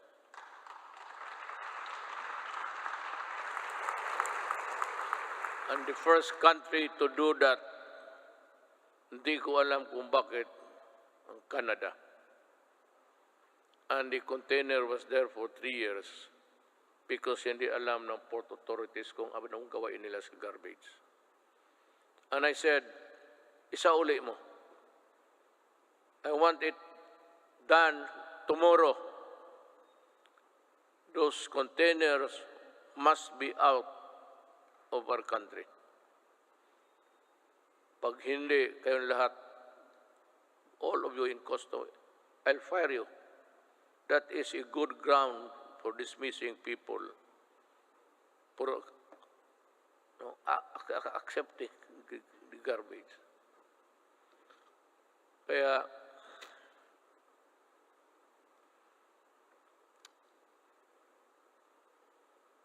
may isa pa. Pero let you in this story. The Balingiga bell. We welcome back the bells of Balingiga after many decades because a historic wrong needed to be corrected.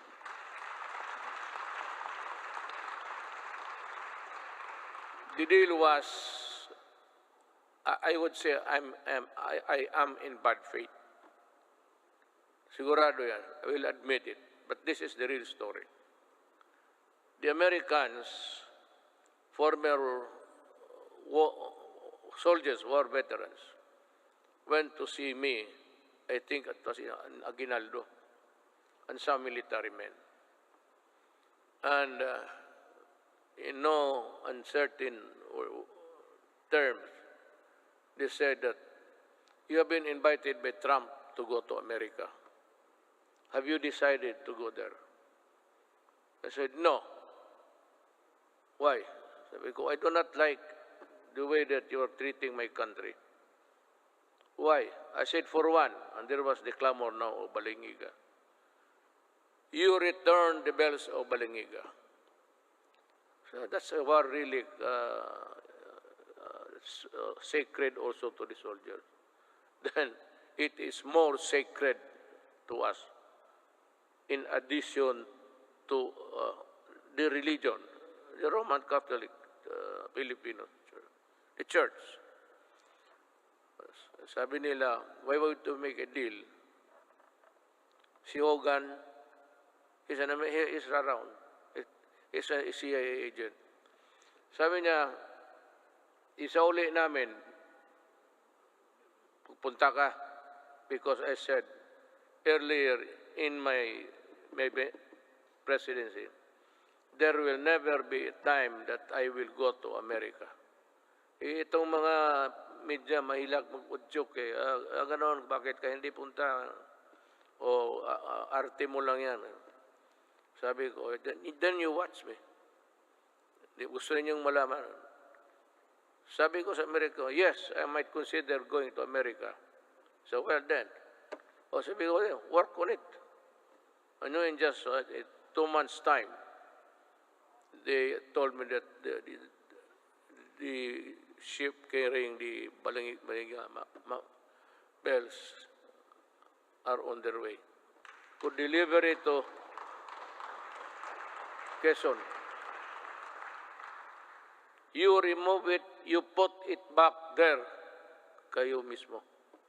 So tulong-tulong sila doon, nabalik na. And Hogan said, so when are you going to go to America? So I do not have the time. But I will go there. Nung malapit na, hindi na talaga ako pumunta. Well, how about your promise? Well, I lost time to do it. I cannot do it now. Pero talaga, in my mind, and the Americans might know it, there was never in my mind a trip to America. Yung Balingiga, sabi ko, you massacred one barangay, baryo noon, women and children and all. Pinatay nila lahat. Because that bell, Balingiga, was used to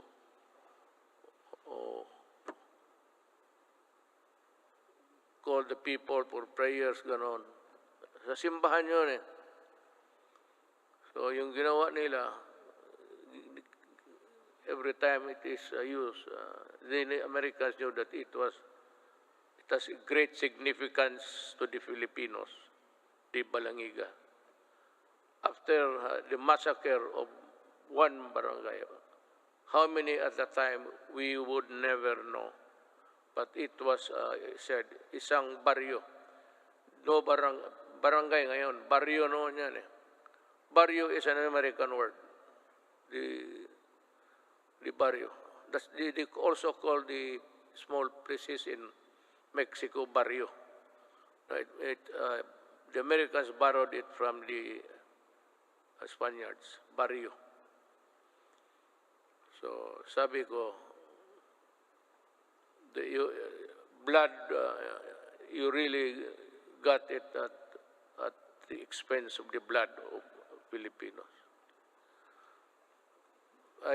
Do not hurry me up. If I go to America, it will be in my own time. Pero actually, wala ako. I have not been to America for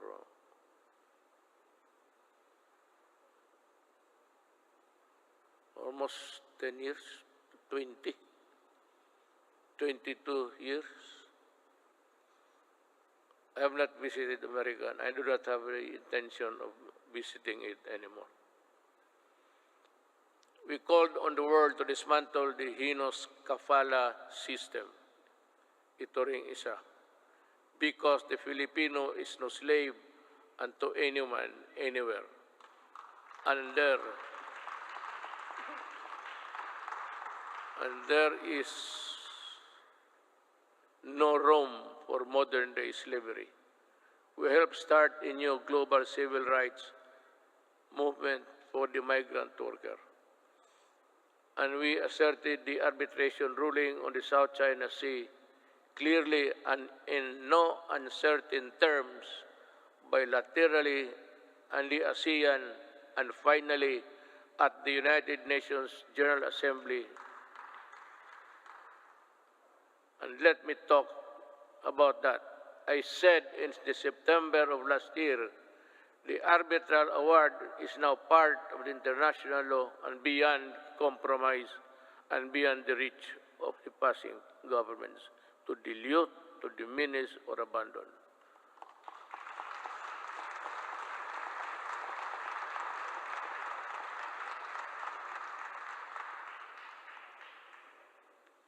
That is the problem. We would like to just to everybody in the Middle East. I would like to tell them that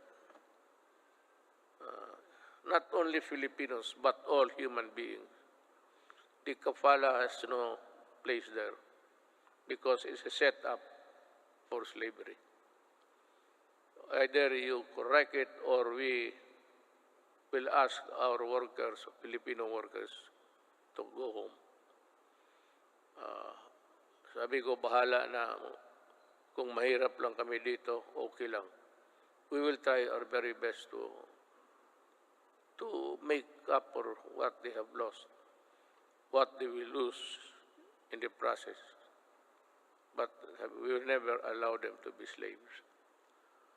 But we need to do more with our partners.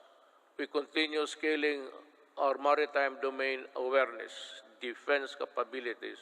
Yet, we will not close our doors on diplomacy and the tongue, because that is how disputes are settled and never by force. Let me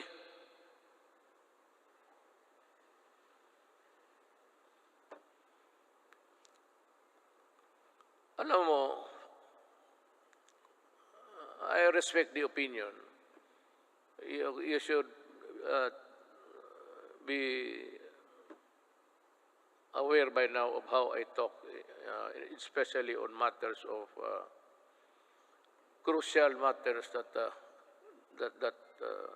involves the country. Ito bang arbitral ruling? I've said it I think in the later part of the speech. I said that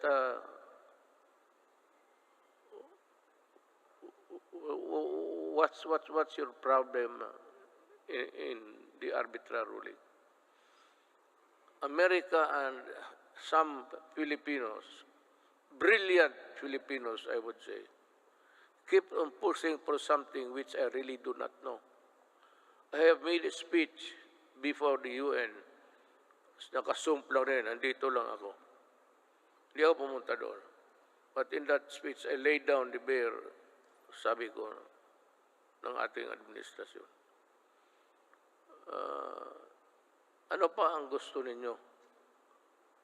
What will I do with a document that is not bind China because they were never a part of that arbitration? There was really no arbitration at all because it was only the Philippine side was heard. Well and good.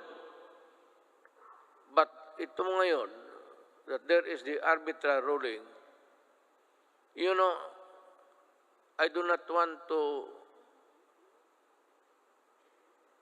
insult these people pushing me for something more than what I can handle.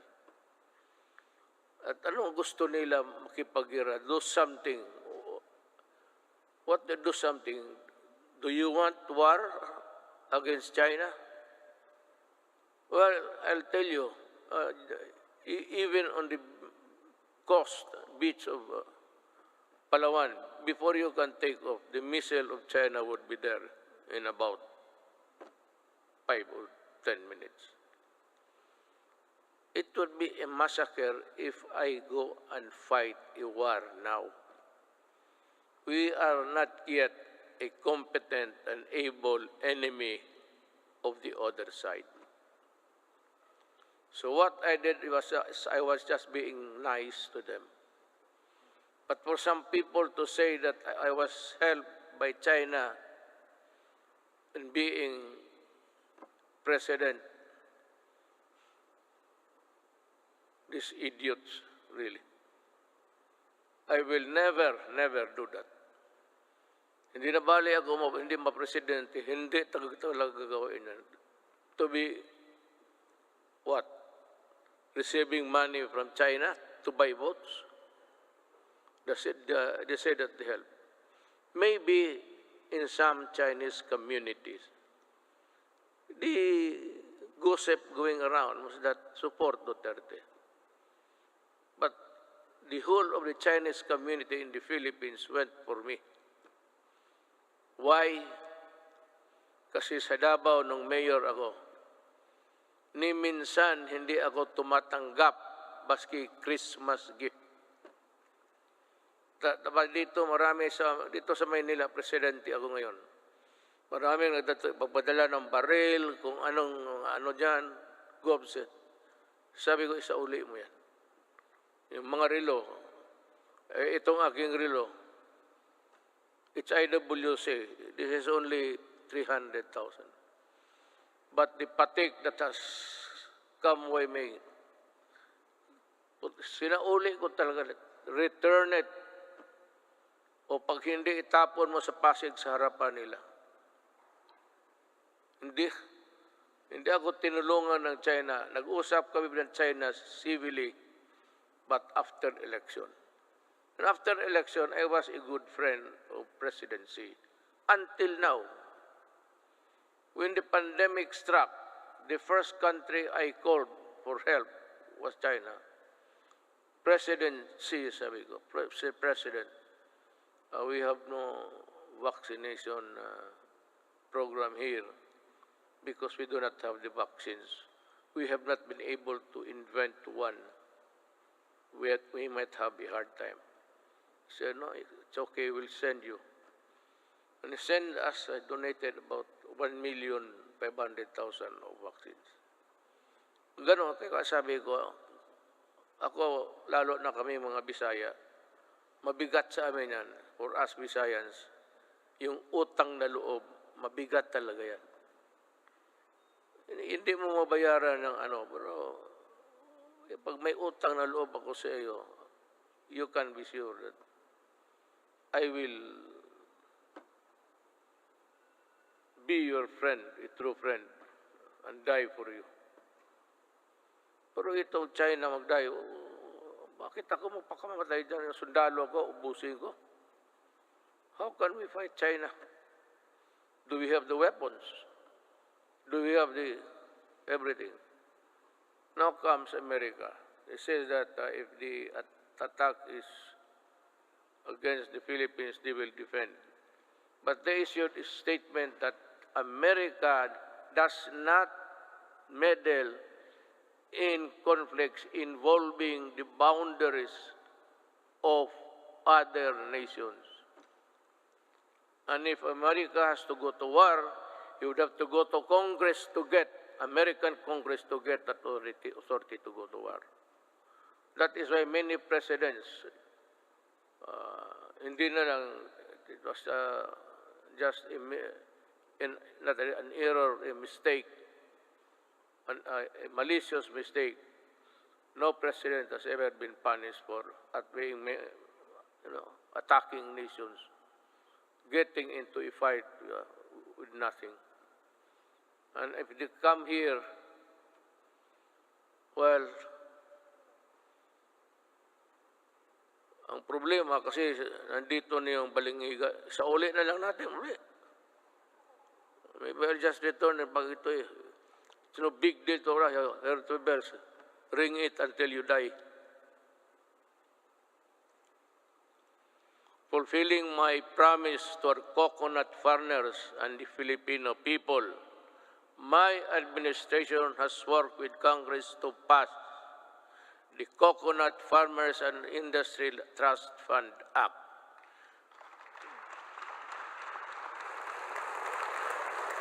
We have returned also the cocoa levy funds to its true and rightful owners, our coconut farmers. The fund is now worth estimated to be 75 billion,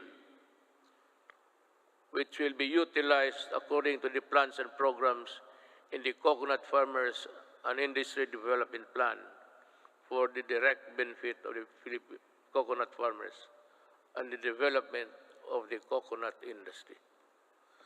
In our effort to ensure that food is within reach to every Filipino family, we work for the passage of the rice tariffication law in 2019, despite pushbacks. This resulted in the stabilization of rice supply and food prices and the proceeds from the tariffs that enabled us to provide our farmers with modern machineries that increase their yield and sustaining growth agricultural production. We also fulfilled our promise to improve free irrigation. That was the first promise I made in San Miguel, Bulacan when I was campaigning. The farmers invited me to go into the farms inside San Miguel, Bulacan. And we had a sort of a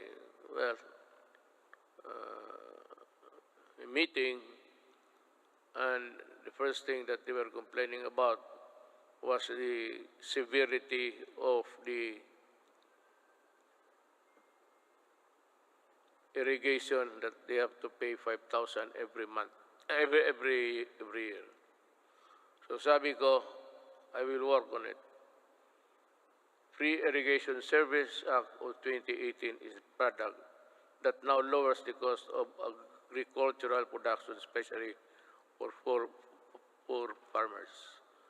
We also work to ensure that households have adequate supply of clean water, potable and affordable water. Is more than a commodity. It is vital. It is a vital public good. This is why I used my political capital to fight vested interest behind disadvantageous water service contracts that burden consumers with unjustified water prices increases. With the signing of this concession water agreements, concessionaires, consumers will be protected at least until 2037. Ganito yan eh. There is this concessionaire, dalawa. Ayoko na lang magano. I will not mention names. Pero this is really what happened. Ang dalawang concessionaires, one in the south and the other is north,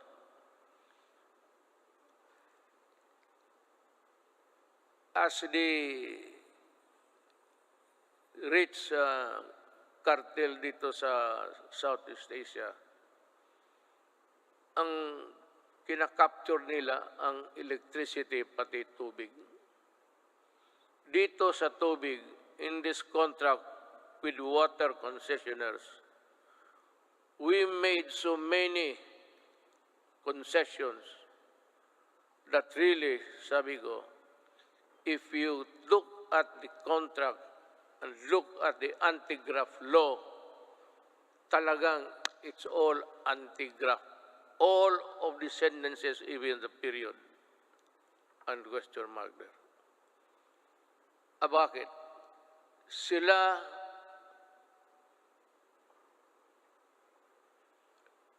walang problema sa tax because the people, consumers, will pay the taxes for them.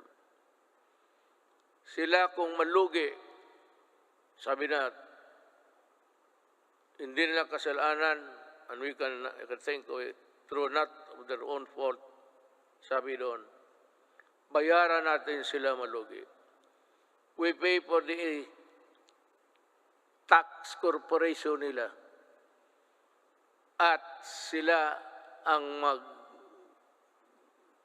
mag-decide kung i-increase nila o i-decrease nila ang water prices. The regulators, itong mga regulators sa Pilipinas, walang magawa, and they acceded to the contract. It was really, I do not know how to put it. Kaya ako nag-pardon, di ba? Di ba nagmura ako? Sabi ko, biro mo kung malugi sila, babayaran pa natin. Tayo ang corporate tax nila. Tayo ang magbayad. And it's a cartel that service concessionaires are part of the cartel of Malaysia and Indonesia, and they form part of that mother corporation. Itong mga sa Pilipinas, pati Malaysia, Indonesia, they are just kumbaga sa storya, chapter lang yan sila. It's being controlled up by the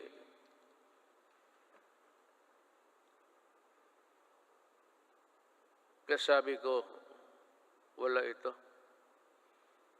I told them, I told Dominguez, tell them that I am no longer honoring the contract. Meron pa doon, payment of itong tax, water treatment plant to be constructed in the Harrison Plaza site. Yun ang pinirmahan natin. So, 1997 up to the present, or up to the month that I blew my top,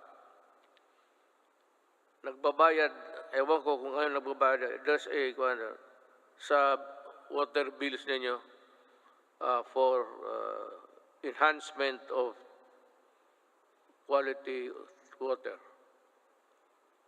Ang ibig sabihin, water treatment. And they were collecting since 1997. So until now, how much of the Filipinos' money are with them for nothing, not even for a song? Kaya ako, if there is something, hindi naman proud, but if there is something someday that my children will say, what have you done for my country? Sabihin ko, sila. Talagang inupakan ko sila. Sabi ko, ayaw ninyo? You do not want it?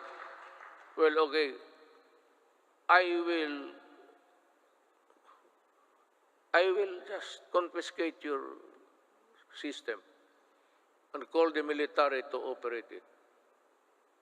I will exercise the eminent domain and expropriate all of your assets here. Kasi gagawin ko.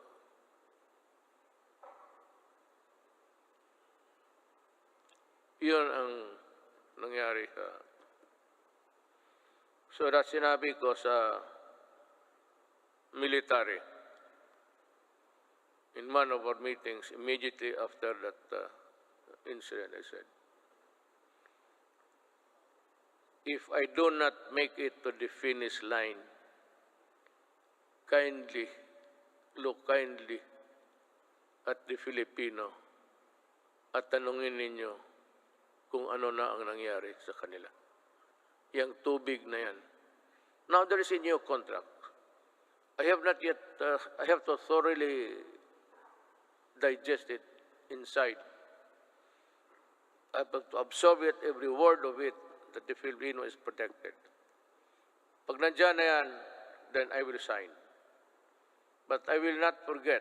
I'm telling them, the crime is there already. And any Filipino would want to go after you, can. Sabi ko, I will not free you. I will not, there's no waiver in your, I will never allow that. Just make a new contract.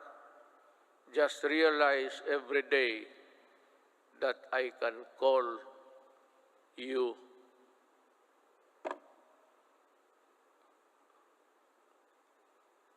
itong frequency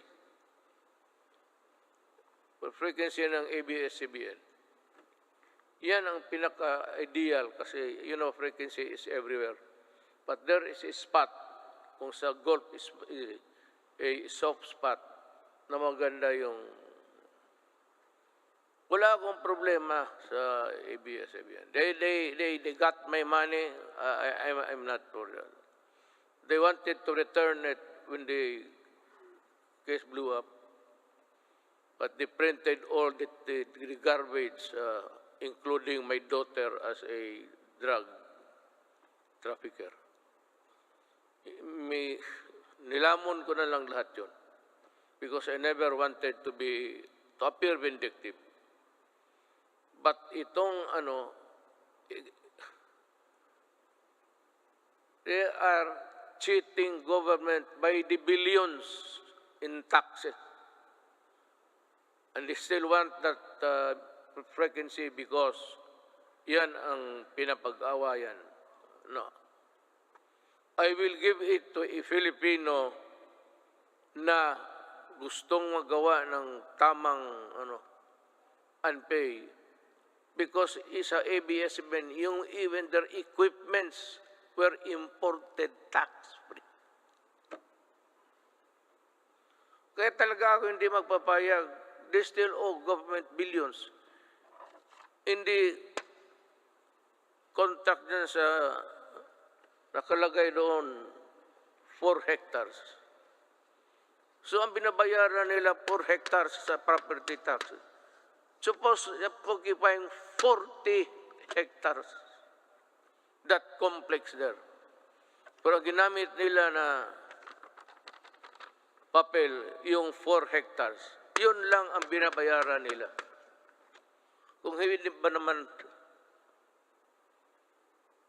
kaya ko sila inaway. Well, our micro, small, and medium enterprises, or MSMEs, constitute 99.6% of our country's businesses and are vital to economic activity, job creation, and poverty reduction. Iparamdam natin ang ating malasakit sa maliliit na negosyante sa pamamagitan ng Pondo sa Pagbago at Pag-asenso Program since 2017. Meron na tayo. We have the program. The program has provided over 219,000 underprivileged microeconomic entrepreneurs with an alternative to the exploitive lending 5-6. Yan ang nakaano sa. Do you know what? Maybe I have to go to, if need be, I have to go to India. Yung 5-6 nila ng Turko, tinatawag ng Turko, kung maghiram ka sa kanila ng 10,000, pahiramin kanyang, hindi pera 10,000, 7,000 lang. And the others, mga refrigerator or things that you do not even need in the house.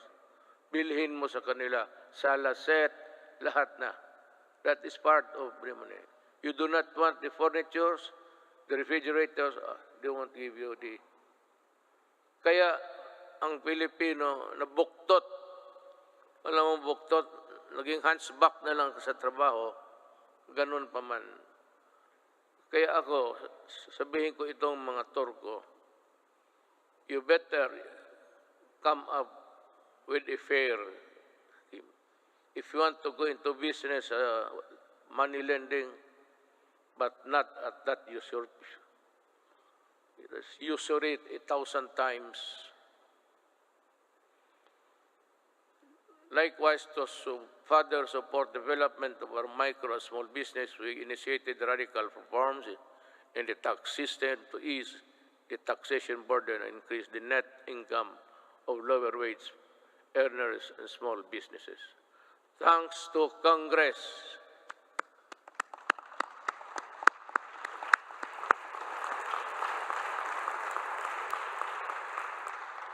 Yan, hindi pa ninyo alam, ha? Sabi ko lang, thanks to Congress and our revenue-generating agencies, our tax reform sustained our economic growth from the third quarter of 2016 to the fourth quarter of 2019, which made the Philippines one of the fastest-growing economies in Asia until the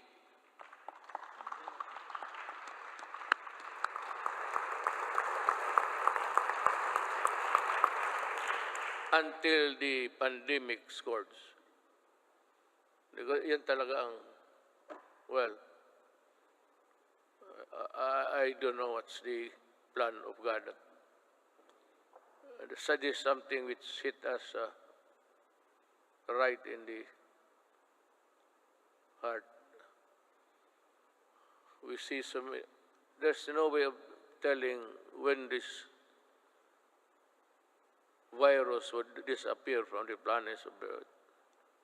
We can only pray to God to look into our direction and decide on what will happen to this planet He created. However, tax laws are not always perfect, and that is why every now and then they have to be revisited to see if they are at pace with the changing times. Let us therefore continue to monitor the relevance and the impact of our tax laws on individuals and private institutions to prevent serious damage on their financial health. Going now to the social and health issues. To unburden of people from the hefty cost of tertiary education, my administration worked with Congress to pass a landmark legislation that had remained unpassed for so many years. The Universal Access or Tertiary Education Act in 2017, which provides free education to college students and state universities. Thank you, Congress.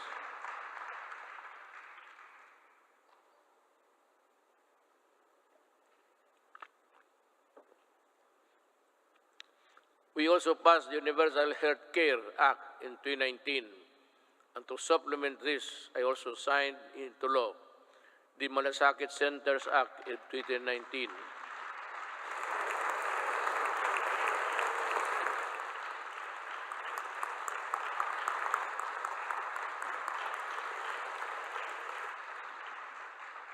Kasi ganito yan eh. Pag ang pobreng Pilipino na sa ospital, magpunta pa siya doon sa kung saan makahingi ng tulong. So, ang ginawa, just like in Davao, ginawa namin, yung lahat na kailangan, yung internal revenue kung nandyan, business permit, dyan na lang sa isang lugar, medisina, kunin nila. Dyan mismo sa ospital. Hindi na sila maglakad-lakad. And to me, that is one of the most, let me find the right word, a poignant act of Congress and of the Executive Department.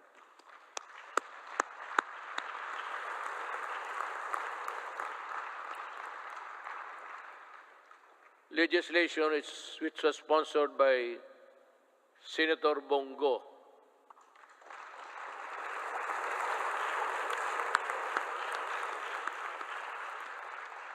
If you feel like standing up, you can, Senator.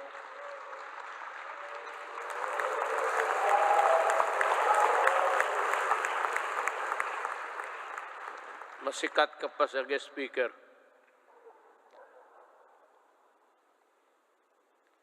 Unburden our peoples with the tedious process of going to various agencies and offices in order to avail assistance from government. I am pleased to report that we have already established 130 malasakit centers across the country. That has already helped millions of Filipinos in their hospitalization needs. By establishing malasakit centers all over the country, we have actually leveled the playing field and provide our less fortunate countrymen the medical care they deserve.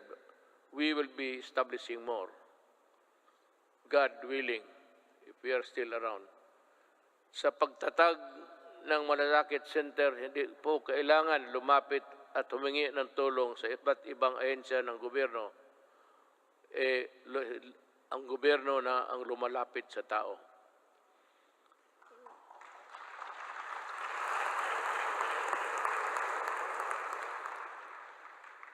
So let us talk about COVID. It's mentioned everywhere in the speech, but what's this goddamn virus is? I have to admit, back when I decided to answer your call and run for higher office, never did I imagine that my presidency would not only be judged by how I made good in my campaign promises in fighting illegal drugs, criminality, corruption, but how well I led our nation during the global pandemic. Hindi na ako makapronounce ng buti, baka mayroon na ako. May ambulansya ba dyan? Mukhang iba na ang... You know, I cannot pronounce the words. I hope this is not a symptomatic. Prior to the pandemic, we recorded our lowest debt to GDP ratio since 1986. The highest revenue effort since 1997, the highest credit rating in the country's history, yung sa bangko.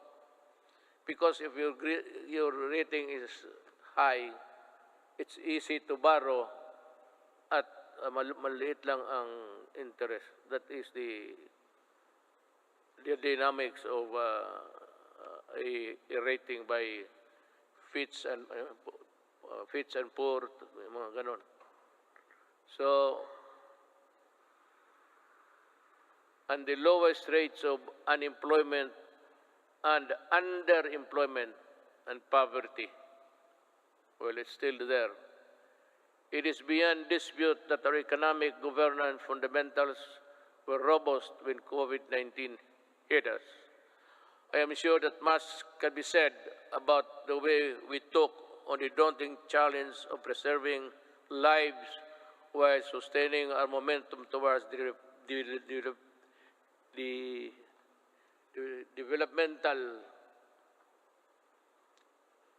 dito na lang ako,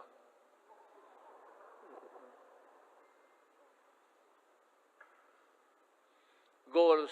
Naturally, we prioritize saving lives. Buhay muna bago ang lahat. Ibig sabihin, inuna natin yung gastos, yung pera natin sa pandemic. Kinuha ng lahat ng mga budget. Si Dominguez yan. Yun ang ginamit ninyo sa Bayanihan man anto. Doon natin kinuha yung pera. We move quickly to safeguard the well-being of every Filipino through preventive and responsive health and safety measures and broad inclusive social amelioration programs or SAP. Thanks to the support of Congress, we launched the most extensive social protection program in our country's history with the Bayanihan passage of Bayanihan 1 and Bayanihan 2.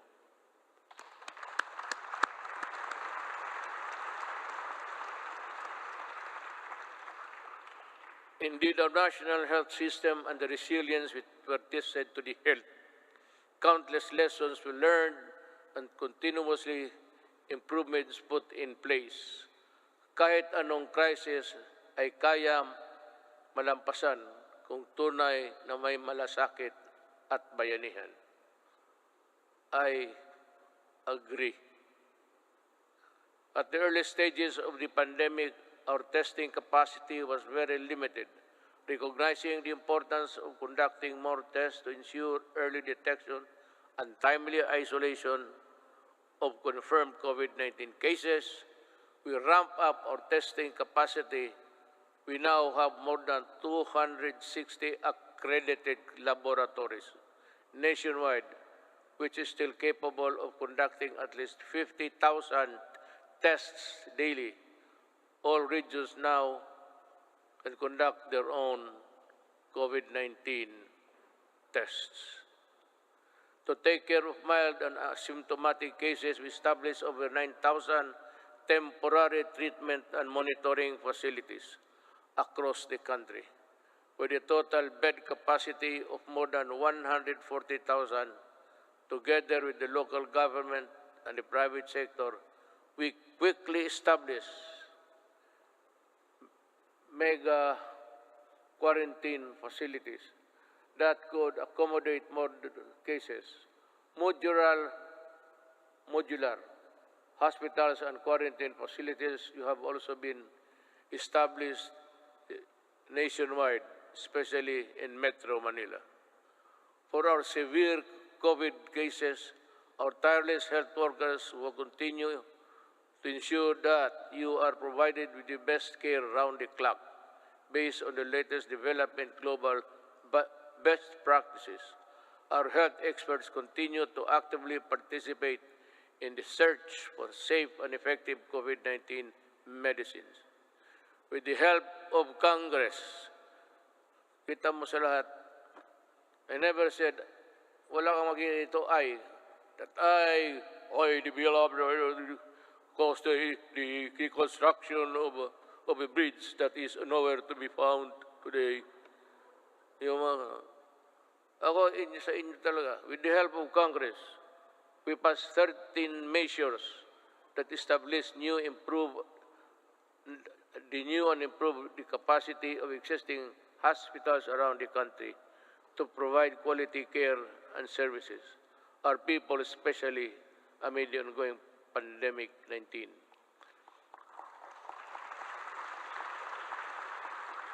These include establishing new medical facilities in Mandaluyong City, Bacolod, and Davao Occidental, increasing bed capacities to existing health facilities.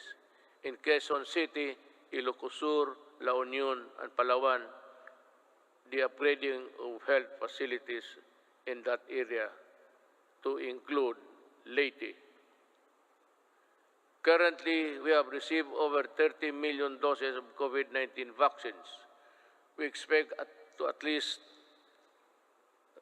receive 36 million vaccines this month, and in August, we have inoculated more than 7 million Filipinos which have received the first dose, at least 17 million. Well, I think the landscape, the health landscape of the country continues to improve as we, with the continuous approval of COVID-19 vaccines, we are ready to boost further our daily vaccination rate. And I also encourage our local government units to hasten their rollout and strengthen their inoculation program. San Juan City, for one, have vaccinated 70% of their population in a month's time.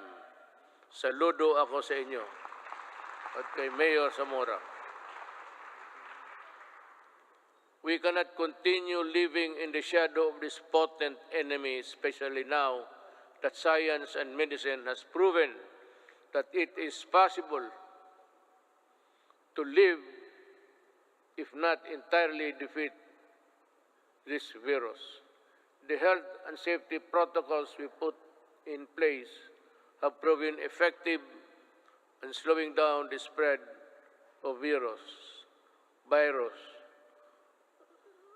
But the best solution is still vaccination. Am I to mataas na ba? Kasi kung mataas na, putulin na lang ninyo itong gumagalaw dito para sabihin ko, wala naman akong mabasa. Pag matagal na, those who want to go home, raise your right hands.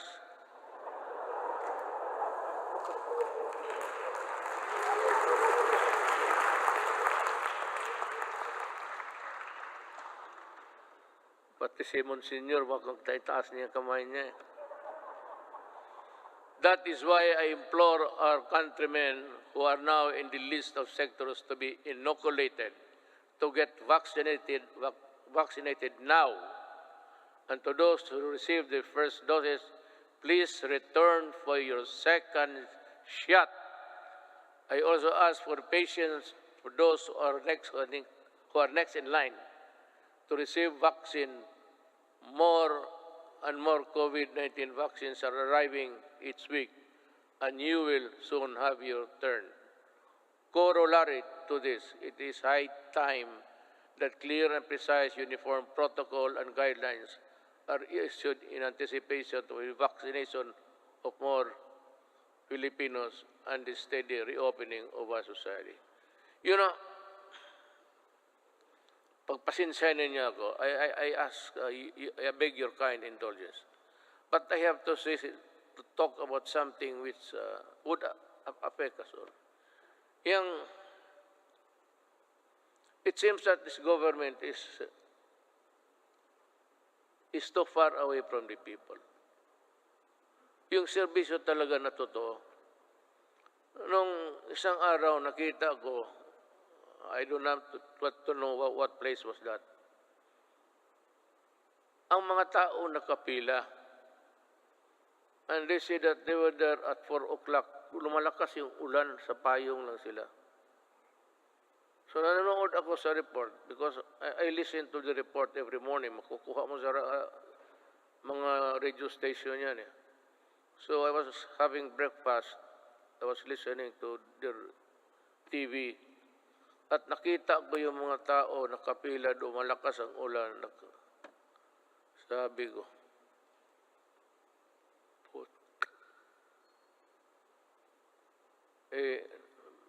doon sa breakfast table, nagmura ako.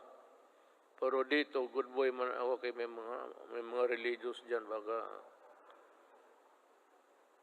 I just call on the National Task Force Against COVID-19 to see to it that this happens. The protection.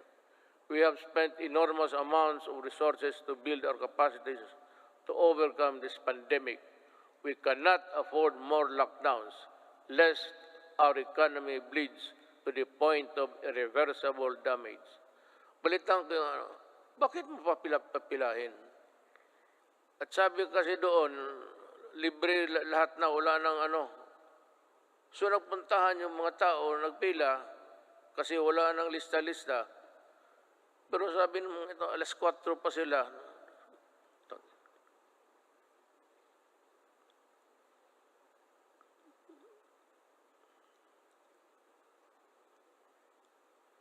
Hindi lang ako pwedeng alam mo sa totoo lang, hindi naman ako nagyayabang. I'm just an ordinary Filipino citizen. Just like you, I get hurt when people are nearly almost brutalized. Bakit hindi ka magkuha? It's rain time.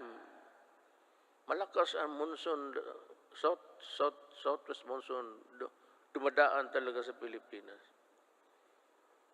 Gamitin mo utak mo, you should look for a gym. At bigyan mo lahat ng tao ng number. Hanggang dito lang po dito.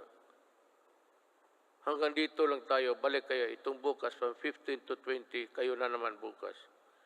Bigyan mo lang card.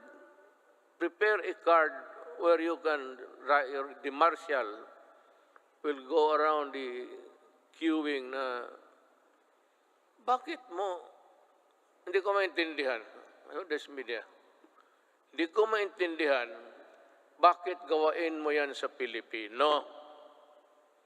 Yan ang tinatanong ko. Why do you have to do it to the Filipino? You can always, maghanap ka ng,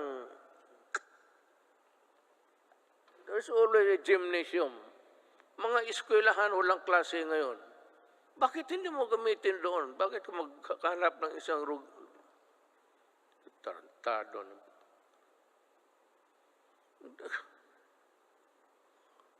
Kaya lang ako, well, it is to my chagrin, because gusto kong lumabas, itong PSG lang na ito ang,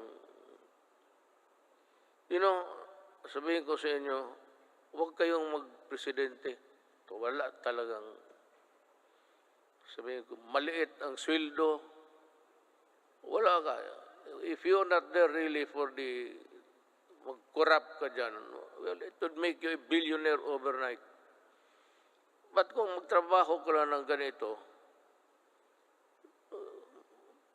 ako presidente, gusto kong lumabas doon, sabihin ko, hoy, bakit ganito to? Bakit ganon kayo ka-stupido?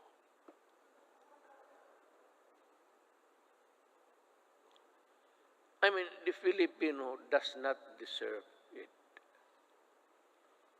Even if they are not paying taxes. Because the theory of government is that all money belongs to the people. And the money is there. It belongs to all of us. And it should be used for public good. But what is the use of public good if you are not good and stupid? So, ganun ang mangyayari sa Pilipino.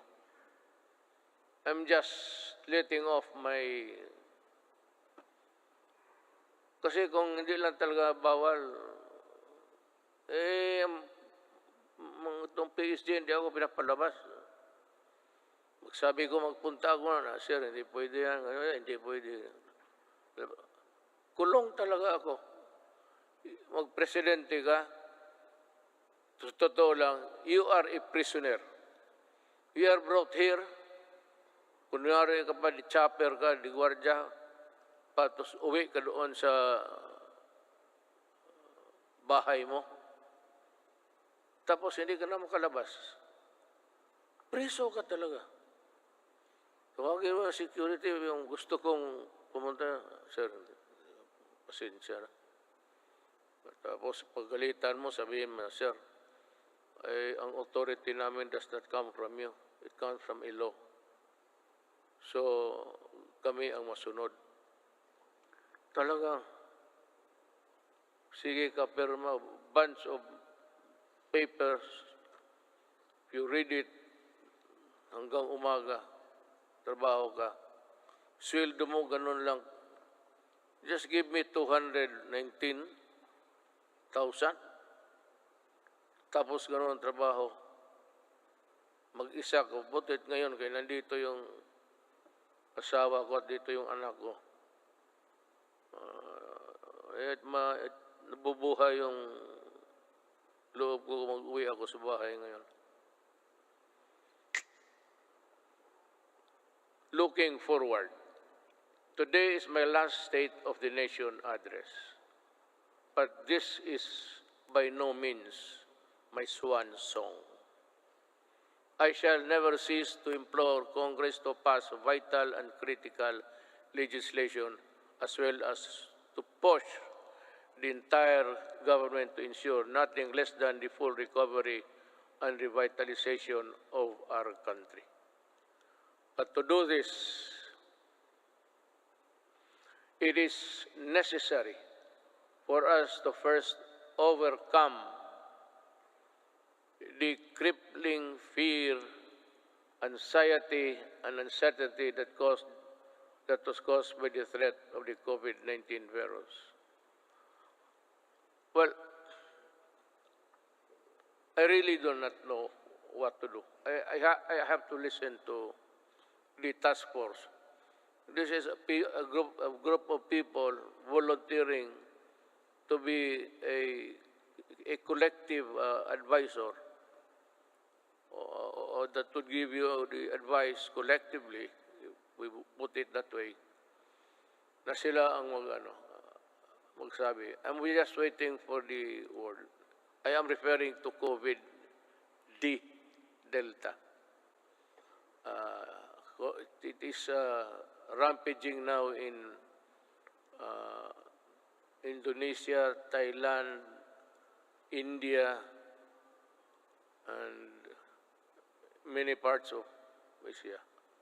And Ang sabi doon sa the Western medicine says that it is far more aggressive and far more dangerous, and it can cause death easily than the COVID-19 original. So this is as good as any other time to say it. If says that it is really dangerous, you have to go back to lockdown. If there are many people in other parts of the world killing as many than Delta, if ever it will spread, we have it here now. I hope it will not go any further. But if something wrong happens, I'll have to be strict. And I have now my word that there will be,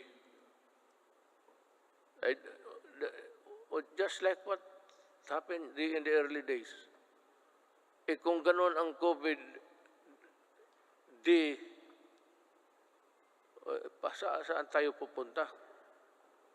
And if it requires a new vaccine, we do not have it yet. I don't know what, maybe we'll just have to pray for salvation. Sabihin natin, Diyos, we have done everything, but this time we are really put hard on these things that happen. Rest assured, we will exert every effort to ensure the lost livelihood of our affected countrymen. I have recently signed an executive order creating a task force that will shepherd. At yan po ang News 5 special coverage sa huling State of the Nation address ni Pangulong Rodrigo Duterte. Maraming salamat po sa inyong pagsubaybay para po sa pagpapatuloy ng coverage sa huling sona ng Pangulo. Tumutok po sa One News. Sa ngalan ni Edling Gao at Mayan Los Baños, ako po si Cheryl Cosim. Magandang gabi, Pilipinas.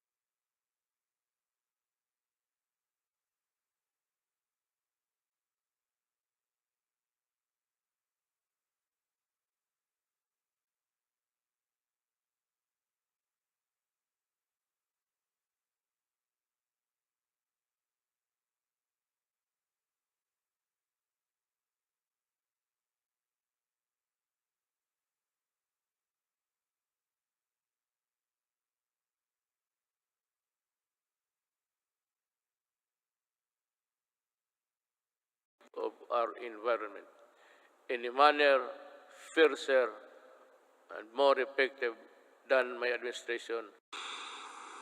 But like other adversities that tested us time and again, it can never take our courage and resilience and the spirit of bayanihan one, or rather bayanihan, and the value of the malasakit are now indelible in us Filipinos. We shall use these gifts to forge ahead towards a better normal. As we come to a point where the risk of COVID-19 transmission can, to a certain extent, be managed, and I'm hopeful that we shall be united in forging ahead towards bringing the country back to its robust growth path. Let me end by adding these particular statements. We are on learning, education, and learning. Despite our inability to conduct face-to-face classes during this pandemic, we remain determined to deliver quality and accessible education to all. Creation of the basic educational learning plan. Community plan enabled uninterrupted learning to students in the basic sector while ensuring their teachers' health and safety and well-being. While the pandemic has demonstrated readiness, resourcefulness, and capability of government to serve the Filipino people through the use of ICT and digital services, it has also shown its inherent deficiencies and weaknesses. As such, that I ask Congress to pass an e-governance act that will set up transition of government processes to digital age. I'd like to add something on the protection of our overseas Filipinos. I also ask Congress to pass a law creating the Department of Migrant Workers and Overseas Filipinos.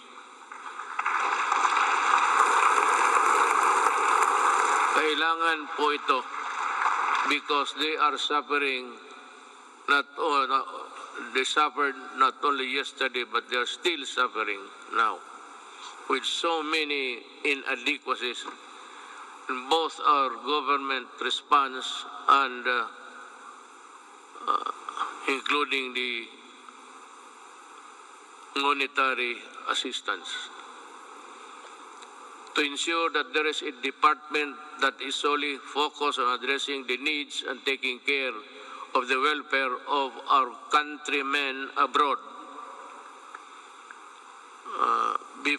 Let me also touch on the environmental protection.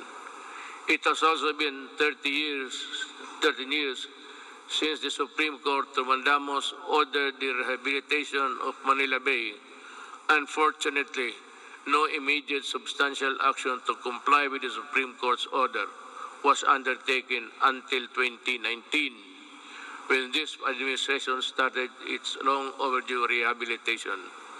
As of May 2019, all illegally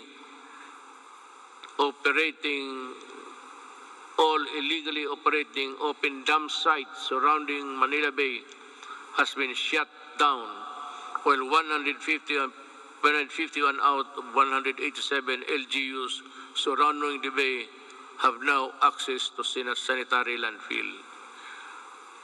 Establishments have been forced to comply with environmental laws and ordinances, while those who did not have been closed.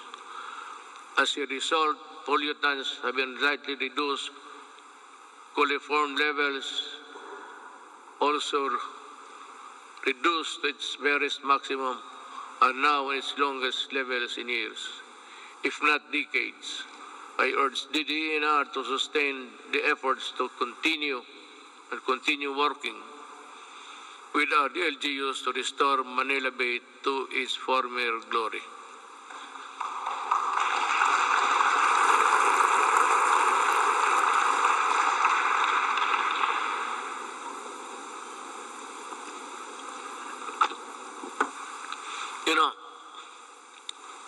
just one little thing before we end. Yung pag-ano sa Manila Bay, where there is the corner where all of the garbage by current, the action of the current. Nandito marami sa likod ng Luneta.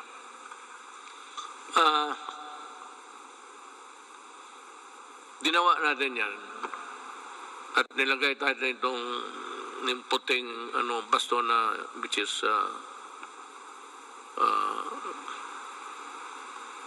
scattered into small pieces. Nawawala minsan yan because of the waves.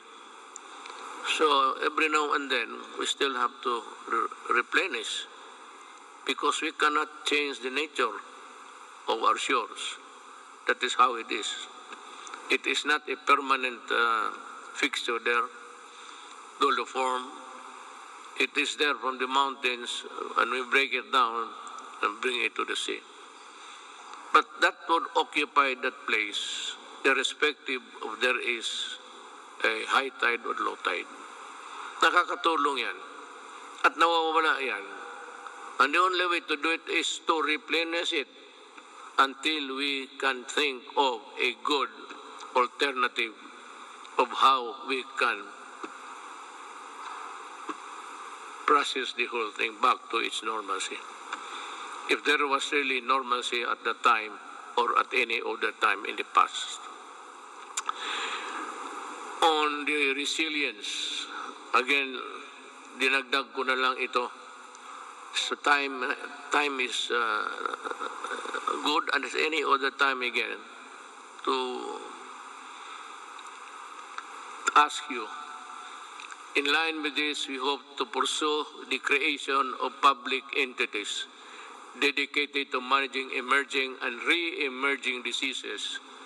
I thus fervently ask Congress to enact a law creating the Center for Disease Prevention and Control and the Virology and Vaccine Institute of the Philippines. We must support them. Paski gaano natin kahirap, however poor we are, I think that the Filipinos, given the proper support and the things, the equipment that they have to use, we can, I am sure that the Filipino brain can also process or make vaccines in the future.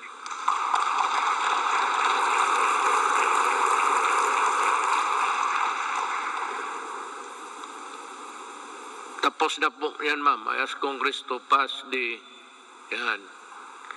Disaster Resilience Act that will create the Department of Disaster Resilience. Let us also, pagkatapos ito, ma'am, ikaw yung unang tao na mag-congratulate sa akin, ha? Kaya ako nagka-utal-utal dito dahil sa iyo. Let us also pass the law implementing the Fire Protection Modernization Program to bolster the readiness of our firefighters and ensure their ability to respond to fires and disasters. Related to this, importante ang trabaho ng bombero, maniwala kayo. They must also be there during a disaster happening. Let us also push for the mandatory establishment of education centers in every city, province, and municipality throughout the country, which shall provide the basic needs and assistance to all evacuees during times of emergency. Now, there is now the conclusion. Yes, I will. Ay, salamat. Pochang Duterte to. The lights go out for this administration 11 months from now. The work that we started and expected to finish within constitutional time frame of 6 years has been told. Much was hoped for, but we need not despair. Desperation is a feeling alien to the resilient Filipino. A peaceful and prosperous Philippines is no longer a distant dream, but one that is within our grasp. If our future Filipinos would also do it. If they would continue and would seize the opportunity to work together. Malaki ang papasalamat ng mga kababayan natin, lalo na silang sinasabi na mas panatag ang loob nila ngayon. Hindi na nababahala ang mga magulang na lumalabas ang mga anak nila naglalakad sa gabi.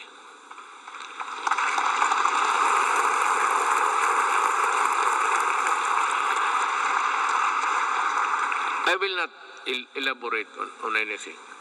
You can draw your conclusion. Alam mo,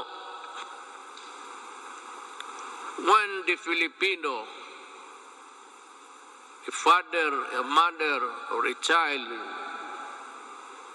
naglalakad sa gabi, at siya ay, kagaya ng iba, even in America, you go into the inner cities of LA and New York, sa Washington, D.C. There's a corner there, they say, do not go there because you'll not come out alive. Ganon, kung hindi maglakad na sila, puro takot na lang ang nasa loob nila, ma-hold up sa jeep, tapos pati yung taga-ombudsman na buntis, patay pa, pati yung bata sa loob ng tiyan. But just to get the money to buy shabu. Because when the monkey is riding on your back, yung katawan mo hindi mo na maano. That is why you need to higop, sip. Kailangan mo maghigop at kailangan mong pumatay pag wala kang pera. Hindi naman talagang papatay. Maybe not. The mind is not ready for that. But in the struggle, you put up a struggle, if you are the owner of the money, talagang papatayin ka kung hindi mo ibigay. Yan ang ayaw ko. Kaya nung na-mayor ako sa Davao, ganito, mga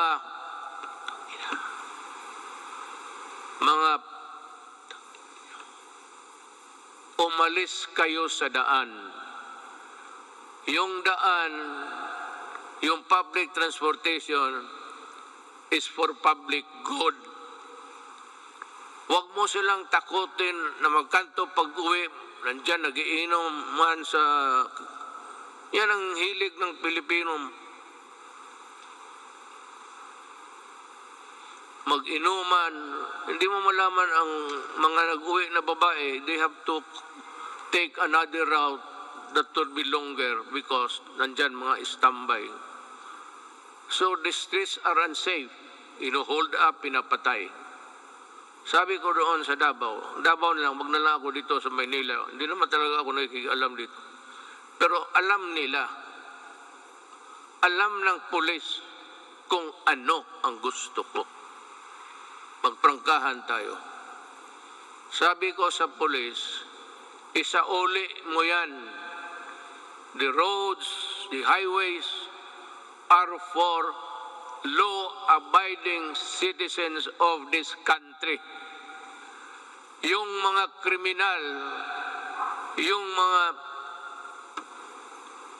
the dregs of society, wag ninyong gamitin yung mga daan, hindi para sa inyo yan. And I will see to it that you are not there. Be sure that when I pass by, I do not see you. Because if I see you, I will dance with you. Isauli ko. Kaya ngayon, medyo, hindi naman talaga, but yung mga sales girl, mga shopping center, panatag na ang loob nila. At least, chances of being mugged, murdered, and raped. Yan ang ayaw ko. Pag malayo, nakahigop na, kunin yung pera, hilain doon sa medyo maliit na mga grassy portion and rape, at papatayin. Yan ang hindi ko matanggap. Just like yung Pilipino sa Wikwing, I may be just a little bit crazier than the others, but that is what I am. Ayaw ko yung lalo na magsyabo ka, tapos magpasyal ka kung ano, wala kang makuha pera, aakyat ka ng bahay. Just like that bank teller. It was raining so hard, just like the rains that we had experienced. It was pouring almost cats and nails. Ang lakas talaga ng bagsak ng ulan. She went home to knock the door and pump the door loud. But ang parents nilang matanda niyang parents, hindi nakarinig. So anong ginawa nitong mga sa construction workers? Yeah, because diyan nga ako galit sa dugay. Nabibili nila mura. So it's 200, 300. Susuyupin nila. At pag nakasuyop ng droga yan, maghanap ng alkohol yan. Sigurado yan. Pag tama ng alkohol, pati yung ng droga, it shrinks the brain. Yun. Yung babae, she was just picked up and brought to the construction site near the house. Tapos ni-rape doon, pinatay, sinunog pa. Oh, yan ang hindi ko talaga maintindihan. I cannot recall yung bata na 3-year-old rapin mo. Ang problema nito, ang nakikita nila, ang patay ng mga kriminal. Well, how about the victims on the other side? Bakit hindi ninyo tignan and see what these criminals have done to our children, to our wives and daughters? May listahan kayo. Ang listahan ninyo doon sa namatay, hindi ba kayo maligaya niya, wala ng kriminal? Pero pag tinre mo dito, ilan ang patay na inosente, pati polis ko at sundalo na mamatay dyan. Baka akala ninyo kriminal lang. So that is my lamentations, and I just want you to hear. In my 5 years in office, we made real change in governance to the reforms we pursued. However, for this governance,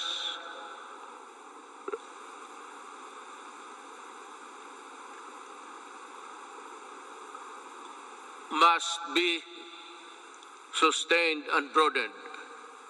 We need to make, I'm just getting my ear. Naghihingal ako. Baka dito ako mamatay pagka-presidente. Iba na ang pitik ng ano ko ngayon. Ng kasing-kasing ko. Kasing-kasing esposo. To make every public servant responsive to the needs of the people and enjoin every Filipino to assert the right to demand malasakit from their leaders until everyone lives with dignity, well-fed, educated, healthy, secure, disciplined, and empowered to contribute to the national development. I will not forever be president. But ang kulang sa Pilipino is assertiveness. Pag mayroon kayong transaction at hingian kayo, ang sabi ko sa inyo, ito ang payo ko.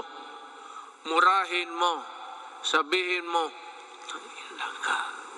nagtatrabaho kayo at kami dito. We are following papers and you are sitting on your ass, on it.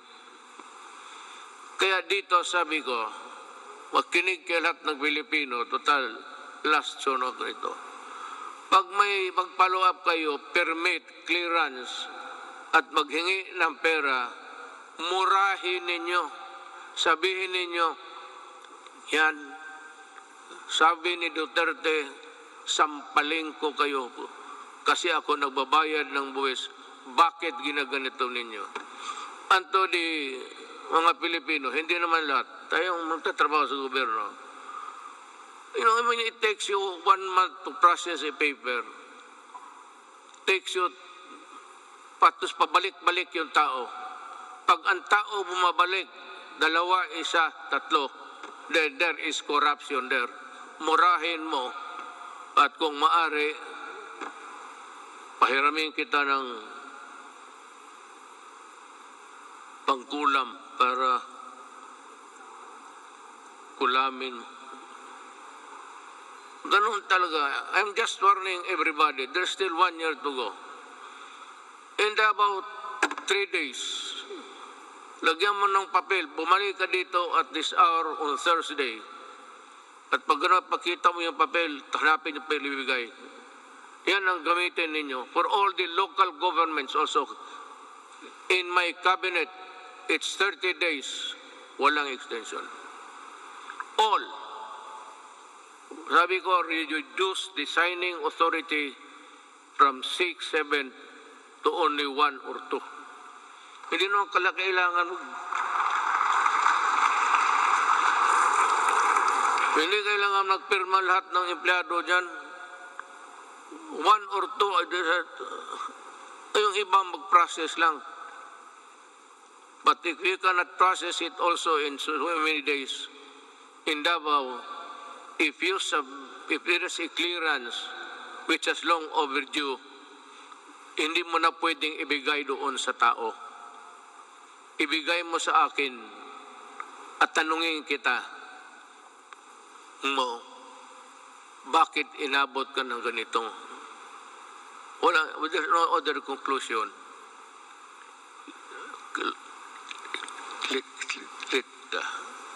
Corruption. Kagaya, what is true in Davao is true for the entire Philippines. Mabutit na rin niya nakapagsalita ako ng freely with you. Total, last ko naman itong suna. Mabuti ang malaman ng tao na ganon ang ginagawa nila. It's not there. Hindi man nila nilagay ang mga ganon na wala mang mura dyan. Be careful. This is... we need to fight and subdue narrow vested interests and ensure that our gains will benefit to the greater number of Filipinos, especially those who have the least in life. We have laid down the groundwork and are continuing to push for landmark reforms and key accomplishments to the last day of my term. I have full confidence that the Filipino spirit, pati ako nagmamadali na. Naihi na kanina pa eh.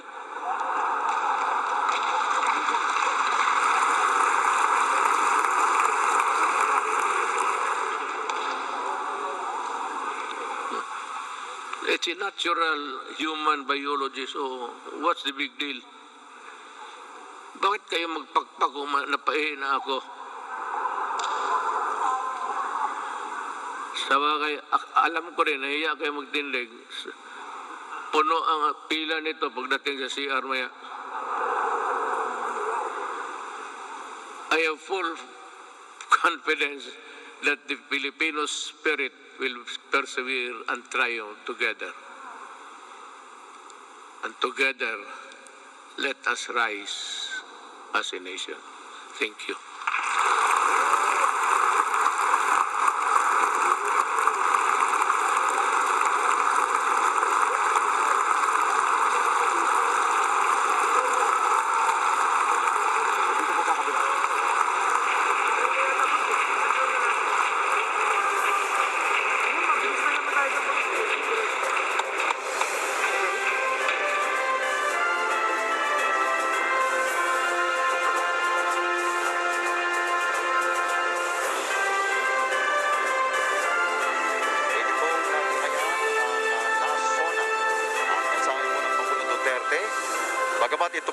huli niyang ulat sa bayan at sa